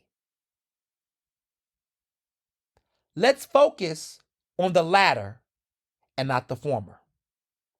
And let's stop conflating the two. Saquon Barkley is from the black community. He's black. We're not going to deny him of his blackness. But Saquon Barkley is not in community. And there are people, right? Like we talk about the LGBTQ community. There are folks that are from the LGBTQ community, but they're not in the LGBTQ community. There are women that are from spaces that center women, but they're not in spaces that center women. And so we got to understand the difference between being from something and in something. Because if you understand that, then you recognize who's worth protecting and who is worth letting go. So when I say this, Jalen Hurts is in community. Jalen Hurts is a black man that's in community. He is thinking of ways in which he is doing things to reduce harm in our community, to protect our community, to uplift our community. He centers blackness in what he do and who he is. That is a man that's in community.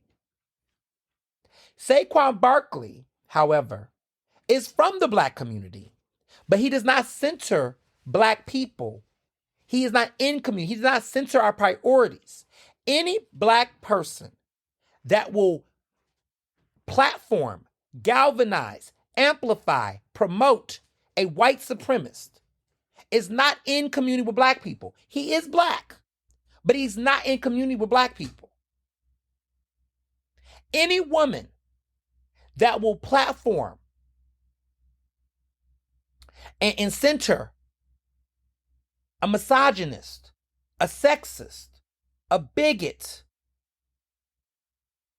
is from womanhood, but not in womanhood and in community with women. Because if you will support institutions and places and people that will violate and hurt women, how can you say you're in community with women?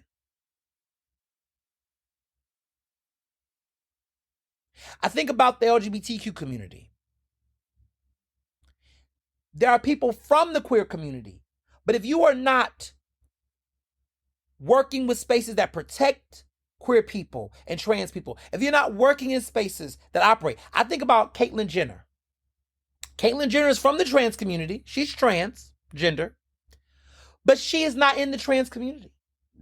She supports policies and people that will eradicate, discriminate, and hurt trans people. And so that's what I mean when I say in community versus from community. Jalen Hurts is in community. Saquon Barkley is from community. He's invested in systems and people and places and institutions and people like Trump, right? You if you say that you are a Trump supporter, you are not in community with black people. Candace Owens, the way that she is carried, Candace is not in community with black people. She does not support DEI. She does not support a lot of these issues. She's not in community with black folks. She's not in community.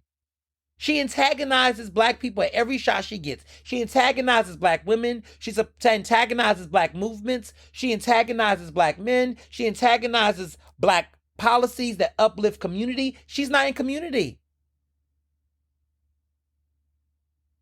So I'm invested in this era of my life in supporting people that are in community. Beyonce is in community. She centers art and work that uplifts, motivates, inspires black people.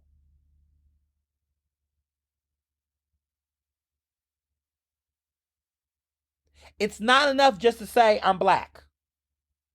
It's not just enough to say I'm from the black community. But are you in community? That's the difference. That's the difference. You can't tell me Saquon Barkley is in community with black people and understanding everything that's happening to our communities. The erosion of HBCUs. I mean, Trump is trying to take money from Howard. Trump is taking black artifacts out of black institutions. How are you in community? But you're saying you have respect for that office. You cannot be in community and have respect for an administration in office that is literally trying to erase the culture to which you're from.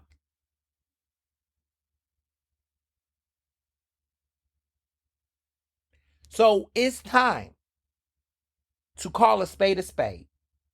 It's time to name the thing. That's where we're at. That's my response to this, y'all. It is the difference from being in community and from community. There are black folks I know in Philadelphia that is not in community with black people. Me and my besties, my lit brothers, we talk about this all the time. They love to be the only one. They get uncomfortable when other black people are in the room. They're invested in gatekeeping a space where they're tokenized. Never been my story. Never been my experience. I never want to be the only black person. I don't. When I came to CCP and I saw the lack of black men in education, academia there, you know what I did? I reached out to my alpha brothers. I reached out to black brothers I knew that was looking for adjunct jobs that wanted to teach. I said, listen, I know some people at CCP. If you want to be an adjunct professor at CCP or teach, let me know. Because we got to fix this. If you notice me over the years, I never wanted to be the only black person. When I went to these influence events, I went to these media events, I always brought black women. I always brought brothers. I never did it alone. When I went on my food journey, As a food writer, I saw the lack of black people in food media. I gave contracts to black freelancers and contributors. I brought black folks with me. My Lit Brothers, we did that. Part of why we did Lit Brothers, Josh, myself, George, Jamarcus, because we was tired of being the only ones in the rooms we were in. We're stronger together. Because if something happened to them, they need to know you ain't gonna fuck with him because I'm here. We protected each other. We stand up for each other. You not gonna fuck over my good boy Joshy's feet. You're not gonna not pay him. You're not gonna not have him in this room. Not on my watch. I look at Saquon Barkley with Trump. I look at them pictures. Who's protecting that boy? He don't want to be protected. Don't save her. She don't want to be saved. Get out.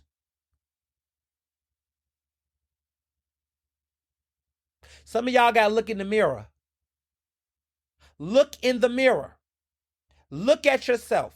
Look at yourself in these fucking pictures. You ain't never gonna catch me in too many goddamn pictures where I'm the only black person in the room. You gonna see another black person in that picture. If I get on the board and I'm the only black person, I am picking up the phone. We got a problem. I was reading about Michael B. Jordan once where they say he went on a set for something and he saw no one that looked like him on the set. He went up and said, you're going to have to fix this. If you want me to be a part of this project, you're going to have to fix it.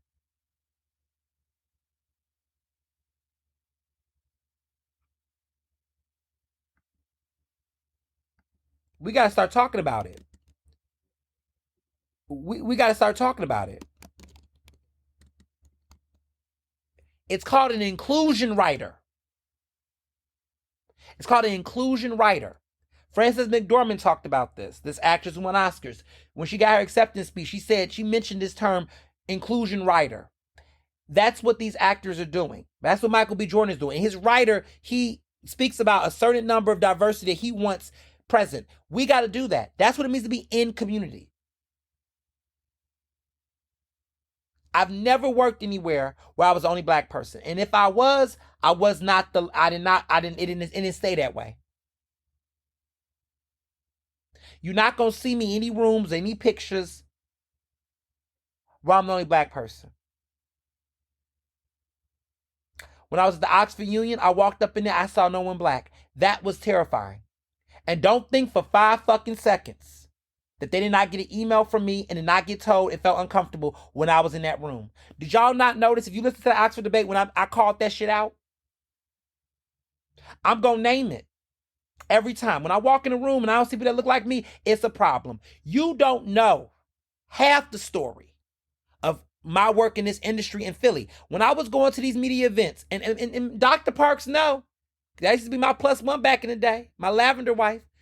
My girl would know. We would go in there, we'd be the only ones. It'd be me or one other person.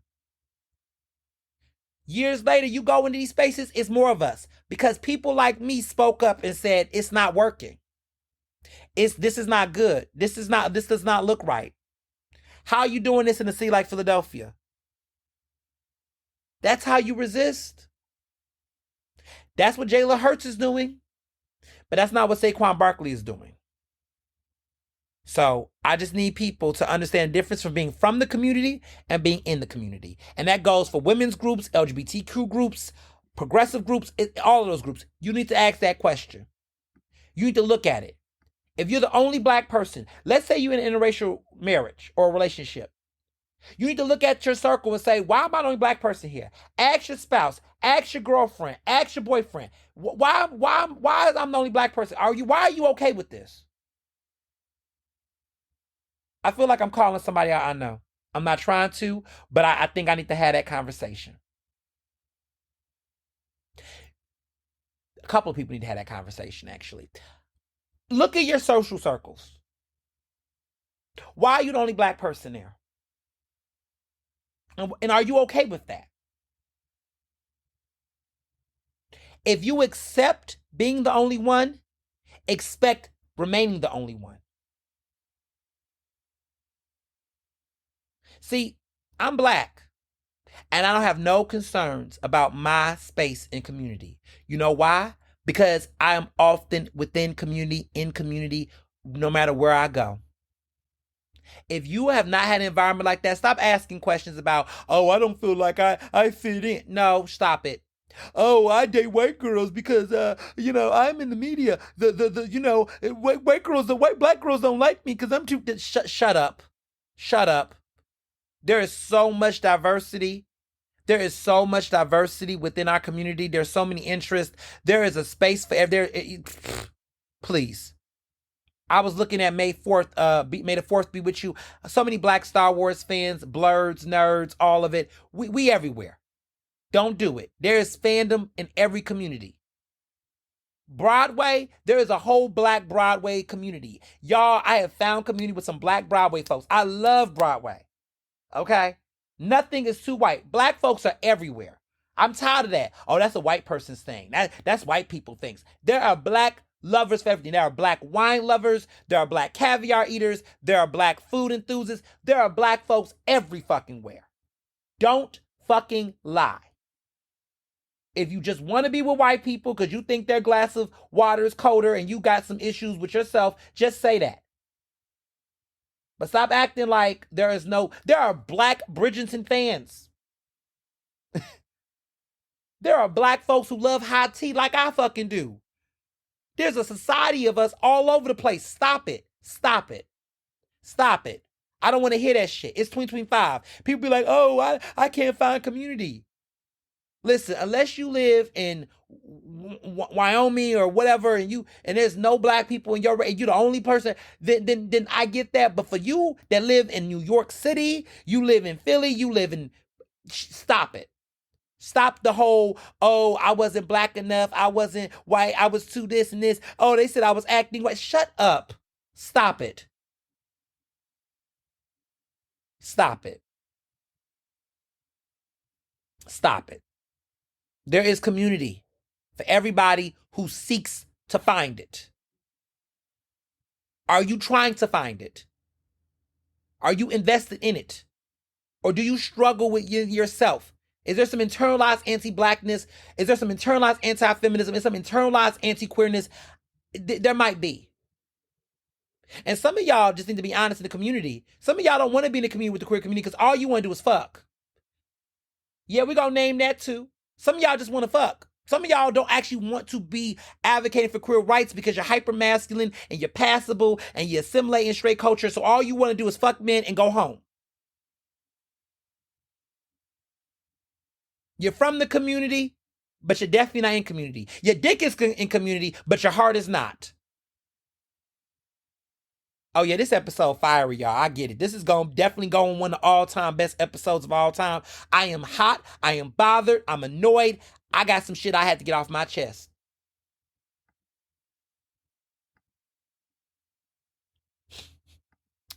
But the work continues, because that's a whole nother conversation. I might come back to that conversation during Pride Month, okay? Next month, we might get into that. Is your heart community or your dick is in it? Moving on. So, with movies, Sinners is definitely an Oscar conversation. I have seen it for a third time. Mr. Johnson, I saw it over the weekend. We saw Sinners again. I love the film. I really do. The more I watch it, the more I enjoy it. But it's definitely an Oscar conversation for sure. A lot of people are talking about it. I'm excited to see the buzz around it. Also, speaking of Oscar buzz, there is a trailer out for a movie called The Smashing Machine. It is starring The Rock and Emily Blunt. And baby, it's based on a true story. It's a biopic about a famous UFC fighter. Is Dwayne Johnson trying to go for an Oscar here? Because it's giving Oscar buzz, baby. I don't know if you're gonna get it. I don't know, but the trailer got me hooked. It's got a good team behind it. The marketing is there. I think it's from A24, which is known to produce Oscar-worthy films. There's a chance here, y'all. Stay tuned on it. It's called The Smashing Machine. It's coming out in the fall. But put it on your roster of movies to watch. I haven't seen it yet, but I just want y'all to know it might be coming out, There's also another big film that had a little bit of a stumble. not much of a stumble, but the box office is out. Thunderbolts comes out with $76 million. This is the summer movie season. $76 million it came out with, which it did not. It's okay. It's soft. Because normally Marvel films come out with 100 million, but it has lesser known heroes. But it came at the box office $76 million. They're trying to make it sound like it's a good thing. I guess. I guess. Mind you, Sinners came in at 33 million in the third weekend of release, down from 28% from its prior outing. This is a big deal. The film has grossed $181 million domestically, and now it has a grand total of $236 million worldwide to date. So it looks like May is about to be a big deal. We got Lilo and Stitch coming out. Everybody's excited about that live action Lilo and Stitch. I don't know how I feel about it yet. I'm still trying to figure it out personally. But Mission Impossible: The Final Reckoning is coming out. They're gonna have a box office clash around Memorial Day weekend. So a lot is going on. Box office is doing pretty good. It is at 15.8% ahead of 2024. Even though it's 31% behind 2019, but that's because that's before the pandemic. But it's doing pretty good. Box office is looking pretty strong, and that's thanks to movies like, Sinners, which everybody was giving a hard time to at first. But Sinners is doing well. So we'll see where that goes. But I'm excited about the Tonys. Okay, the Tony nominations are in. There was some major moves, some shockers, some misses, and some things in between. So the big headline for me is Audra McDonald. Y'all know I've been standing Gypsy. I can't stop listening to the soundtrack. She received her 11th nomination. She's the most nominated performer, which I mentioned earlier in the show. I'm just in love with it. The musical got best revival of a musical, which we knew. The majority of the cast, the major players, all three of them, the cast got nominated in Best Featured Actor in a musical and Best Featured Actress in a musical for Joy Woods, who was phenomenal. All three of them got their nominations. The main principal cast got their nominations. She did her big one. Gypsy is doing great. I really hope it wins some. They're saying her biggest challenger is Nicole Scherzinger for Sunset Boulevard, which Nicole, who's originally from the Pussycat Dolls, that's who it is. Yes, it's her. She won the Olivier Awards last year, the Laurence Olivier Awards last year, which is the British Tony Awards, when they had the British run of Sunset Boulevard before it went to Broadway. And they're gunning. Nicole, it's gonna be a showdown between Nicole and Audra McDonald. I mean, some people can argue that they will say Audra McDonald because, she killed it. The performance was good. But some people might think she already got so many Tonys, so they might want to give it to Nicole. But then there's also an interesting backlash that I'm noticing, because there's been an interesting backlash to A-listers on Broadway. And I'm going to bring this up for very important reasons, right? For starters, Othello. Yes, the one with Denzel and Jake Gyllenhaal. No Tony nominations for the entire production. They do not like Candy Burris, y'all. They completely snubbed The Wiz last season. Now they done snubbed Othello. Denzel and Jake Gyllenhaal both did not get nominations. It did not get Best Revival of a Play, which is shocking. Despite its box office numbers, it did not get any love from the Great White Way. Or the Great White Wing, I mean, not White Way. But the Great White Wing. The Hollywood, the theater community was not feeling it. The White Way, I guess it is called the Great White Way. But yeah, it is telling. It is telling. But it's what does it take? The Great White Way is what it's called. It is called the Great White Way. But yeah, Broadway, man. Broadway. I just don't understand. Othello should have got something. I mean, King Leon, nothing. It got completely panned. I mean, the critics was not crazy about it, to be fair. I think that the press was around those ticket prices, which I thought was worth it, but I get it.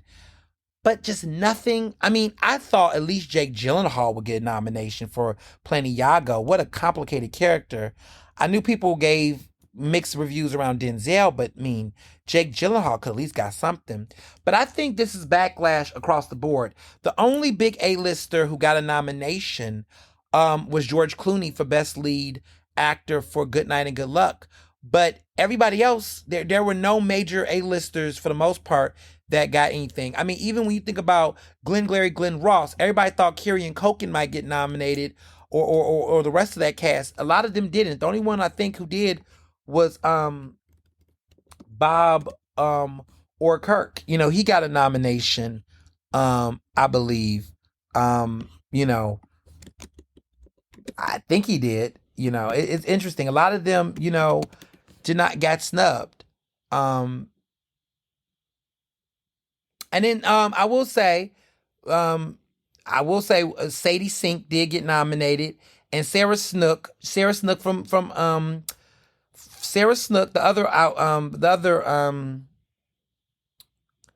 member from the cast of Succession, she got nominated for The Picture of Dorian Gray.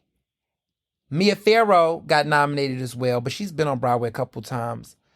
But that's about it, you know, for the major players. Now, another big thing I want to announce, that play that I saw with Abel and Mr. Johnson called Purpose, it did its big one. They swept with major nominations. Purpose got nominated for Best Play. Harry Lennox and the other co-actor both got nominated for Best Actor for Purpose, which was phenomenal.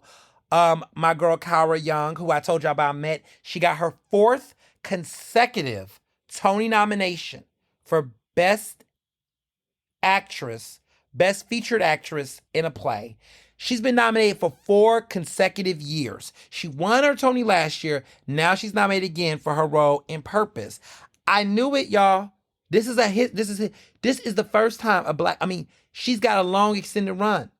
4 consecutive nominations in the same category as a Black actress on Broadway. Like, what y'all don't understand is that people is like, oh, Broadway, how is it such a Black thing? You got the most nominated performer and most nominated winning performer being a Black woman, and the most nominated consecutive category being a Kara Young. Like, what are y'all talking about? Broadway is so Black. And honestly, I like Broadway. I like the Tonys because more Black people have won in various categories than the Oscars, even the Emmys. The Tonys has always been Black. Like, when you think about the people who win, you think about the types of musicals, like Black actors on Broadway have gotten more love than they've gotten when they crossed over to Hollywood or to TV. Did y'all know that? I'm just saying. Y'all need to know the history. Here's why you all think that Broadway isn't as diverse as it can be. It's because of the access to audiences. Broadway's gotten better with that. More people, more of us are showing up. The productions are diverse, but the audience have struggled with it. But that is starting to change, right? Creators are starting to think about how they do dynamic pricing and other things. So there is promise on The Great White Way, but the productions are very diverse. The honorees are very diverse. The nominees are very diverse. And so those are the things that I do love to see. So I'm just going to make sure I put that out there, name that. But moving along, there's been a lot of talk about the Beyonce tour. Y'all know I'm going next week. Not this upcoming week, but next week. I'll be in Chicago for it with the Lip Brothers. I have not been watching. I'm trying to avoid watching clips. I've seen a couple clips. You all are ignorant around her daughter, which is just ridiculous. You know, Rumi and people are talking about she's a hyperactive child that enjoys it. If you was on a stage in front of thousands of people on stadiums and things of that nature, you too would be Gitly. I don't know how Blue do it. I don't know how the girls do it. But man, Hollywood and show business is crazy. But one of the things that have been interesting, I'm just going to say this and I'm going to move on because I think this is stupid. Since when did everybody become an expert on like ticket sales, industry, scales? Like, it's just crazy to me how I see a bunch of young people that are like, oh, I don't know, finishing high school classes or finishing college classes and get on the internet and arguing about sales as if you're an expert. Like, as somebody who's in the industry that covers and know the business and also participate and judge and critique ratings and things, you all are so wrong and so misinformed about the entertainment industry and how ticket sales work for tours. So there's been people that's just trying to find any way to try to critique this black woman. Beyonce is in her mid 40s at this point, and she is doing high performance level tours. You all are talking about Taylor Swift. Taylor Swift is a decade younger than Beyonce and literally is at the peak of her career. And you all are talking about sales. Like, as if Beyonce has not been for 20 years selling stadiums and selling. The fact that she can have people come out in droves and see a black woman put on a show that pays homage to black culture the way that they do and country culture. The fact that she can do that, she can pull out bring out thousands of fans to spend money to see whatever she do. Some of your faves only can do what they do, and that's it.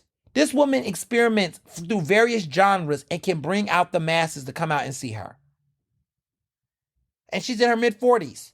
She's been doing this for 25 years. And y'all want to nitpick about, oh, you see a couple of people not seeing the seats as if they're not sold out. Let me explain this to y'all. People are reselling the tickets. If you've resold tickets, that means that the ticket had to be sold before it can be resold. So what that means is she has sold out a concert. She can't control how people resell tickets or if people can show up. I'm just saying. Let me tell y'all how cool it is though with these resales though. So the Lip Brothers and I had our tickets and we noticed that somebody was reselling a ticket for an upgrade. We was able to swap out our seats for an upgrade charge and we have closer seats to Beyonce. I just want to say that what's happening is that some people are reselling their tickets, and in the cross exchange of the resale, they're swapping tickets out and we're just paying a little extra for the seats. So we're moving up and we're removing. So when we move up and we swap seats to get certain settings, then people are reselling the other tickets. That's what's happening. We just did it ourselves. There were tickets that were initially to get closer up way more, but the pricings have been reshuffled in the resale that now you can swap out tickets. So we wanted to be closer. We wanted to be on the floor. We wanted to get closer seats, right? We initially were on a row. We were on a parameter. We're now past that parameter because we was able to upgrade our seats for a higher price. Mind you, we already put money down months ago, so it was only like a $90 upcharge to get even way closer. And what those tickets were initially and what they are now is very different. Because here's the thing with resales. When you get closer to the date, some of these people that bought tickets that never wanted to go but wanted to capitalize off the resale, guess what? They got to get rid of these tickets one way or the other. So they are now having to even reduce their costs or whatever, but the money has already been made. The tickets have already been sold on Beyonce's interest. So when she says her stadiums are sold out, they're sold out. It's these resellers that now have to figure out what they're going to do. And you can blame Ticketmaster with all these different dynamic pricing situations is making it that way. But stop blaming the artist. Some of y'all just be like, oh, it's at a certain point, the artist puts their tickets out, but the focus on them and not these Ticketmaster people is baffling to me. So I just wanted to name that. Nonetheless, to be in her age, doing what she's doing, how she's doing it, no one can compare. You cannot tell me anyone in the modern era that's been able to evolve their music genres and still maintain that level of fame and support for a show in the modern era. This is what Prince has done. This is what Madonna has done. This is what Michael Jackson did. And I think she's even surpassed Michael with it to a certain extent. But this is what the greats have done. This is what Tina has done. Y'all don't know nothing about that. Y'all don't know anything about that. Your artist has to keep selling the same songs. Drake has to keep doing the same aesthetic. He cannot mix it up because if he do, he might not have the same crowds. Let's just name it.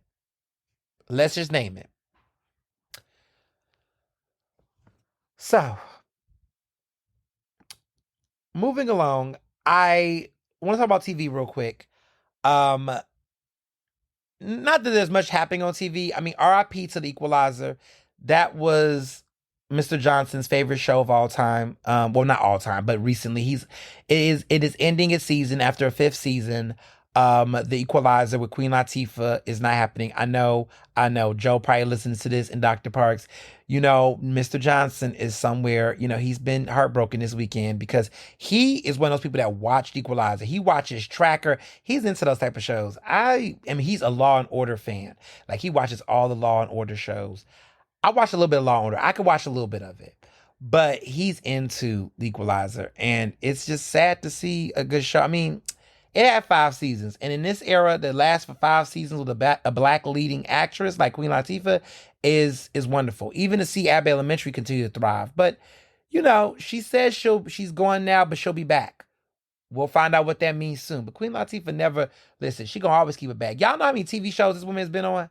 Like, I remember when she was on changing all the wigs on Star, that Lee Daniels show that did not last for a long time. But I love Star though. She was always changing her wigs every episode. Like, Queen Latifah gonna always be on a TV show. She's a TV show icon. Y'all forget this woman's been on TV for 30 years. Living Single, she's been on so many iconic TV shows, I don't know where to begin. So y'all better give it to Queen Latifah.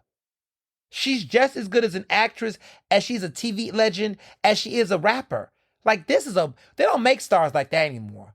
They don't make stars like that anymore. Like Will Smith, her, Jamie Foxx, there's certain artists that have the ability to cross in that work. There's not that many of them. Whoopi Goldberg, like, where's the multifaceted talents? We don't have that many of them anymore. Y'all just got these one-dimensional ass artists. No shade. But speaking of one-dimensional or multi-dimensional, our girl, favorite First Lady Michelle Obama, I've been enjoying her podcast. I do listen to her podcast. I've been enjoying it with her and her brother. They doing their thing on that show. I really do like that podcast.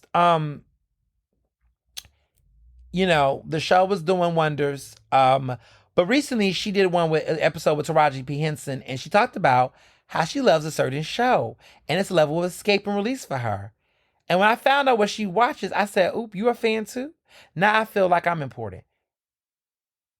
The show is called Love and Hip Hop. First Lady Michelle Obama, Mrs. Obama, watches Love and Hip Hop. So when y'all sit up here and judge me, I just watched the Love and Hip Hop finale. They had their finale, the Love and Hip Hop Atlanta finale just aired alongside Love and Hip Hop Miami. They had their finales this past week. I don't know what I'm gonna do on these Mondays, y'all. That was my escape. It's an escape. She gets it. She likes it just like I do. See that? Ratchet TV is loved by even the most educated people. This woman has a bachelor's from Princeton, a law degree from Harvard, and she too like Love and Hip Hop. The range. So don't shame me for my taste. We got a range here. We read books, we resist, and we like ratchet. We do it all over here. So I feel good about it. So when y'all be telling me, I don't know why you watch that show is toxic, I'm going to tell y'all, First Lady Michelle Obama watches it too. Now to go judge and debate your cat. Okay? Do that.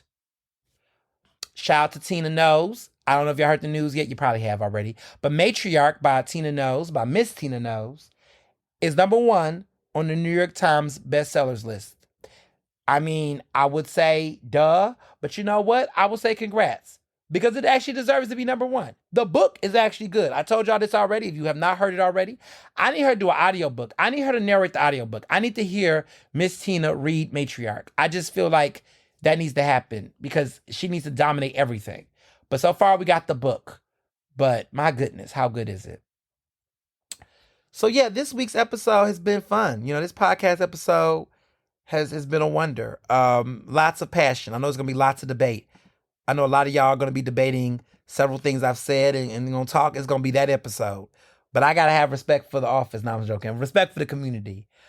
This week is going to be exciting. Like I said, graduation season is here. I cannot wait to see my younger brother walk across that aisle and get his degree. Another brother. We got one more. We got one more. The baby brother is 15. College is gonna be for him next. We're gonna see what he do. But I'm just happy that I am now going to have another brother Another black brother, right? They said, congratulate, degrees ain't for everybody. Listen, we got two now. We got two. We got two. I love it. I'm so happy. I'm so excited that I can be able to see my brother walk down there and get his degree. And now I can see my husband in 2 weeks get a master's degree. Look at us black men out here in education doing it. That one of the most exciting days. I just can't wait to see it for him.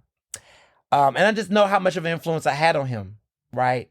Because I remember when I put my degree, my bachelor's degree is in my mom's house, and he saw it. And I said, "You're going to have one next. You're going to have yours in your frame." And now he's about to have his in the frame. So I'm excited about that. I'm excited about some of the other things coming up. I'm gearing up for the Cowboy Carter. I got my outfit. Y'all, I finally found my fit. I got the whole ensemble ready. So y'all stay tuned for that. And yeah, so many other things are coming down the pipeline. Stay tuned for the news coming up. So much is coming up. And as always, be well and be best. Ernestly Speaking is recorded in Philadelphia, Pennsylvania, and can be found on Apple Podcasts, Google Podcasts. To stay up to date with the latest on the show, follow me on Facebook, Twitter, and Instagram at Mr. Ernest Owens. Use the hashtag Ernestly Speaking to tell me what you thought about this episode, and check out my website at ernestowens.com.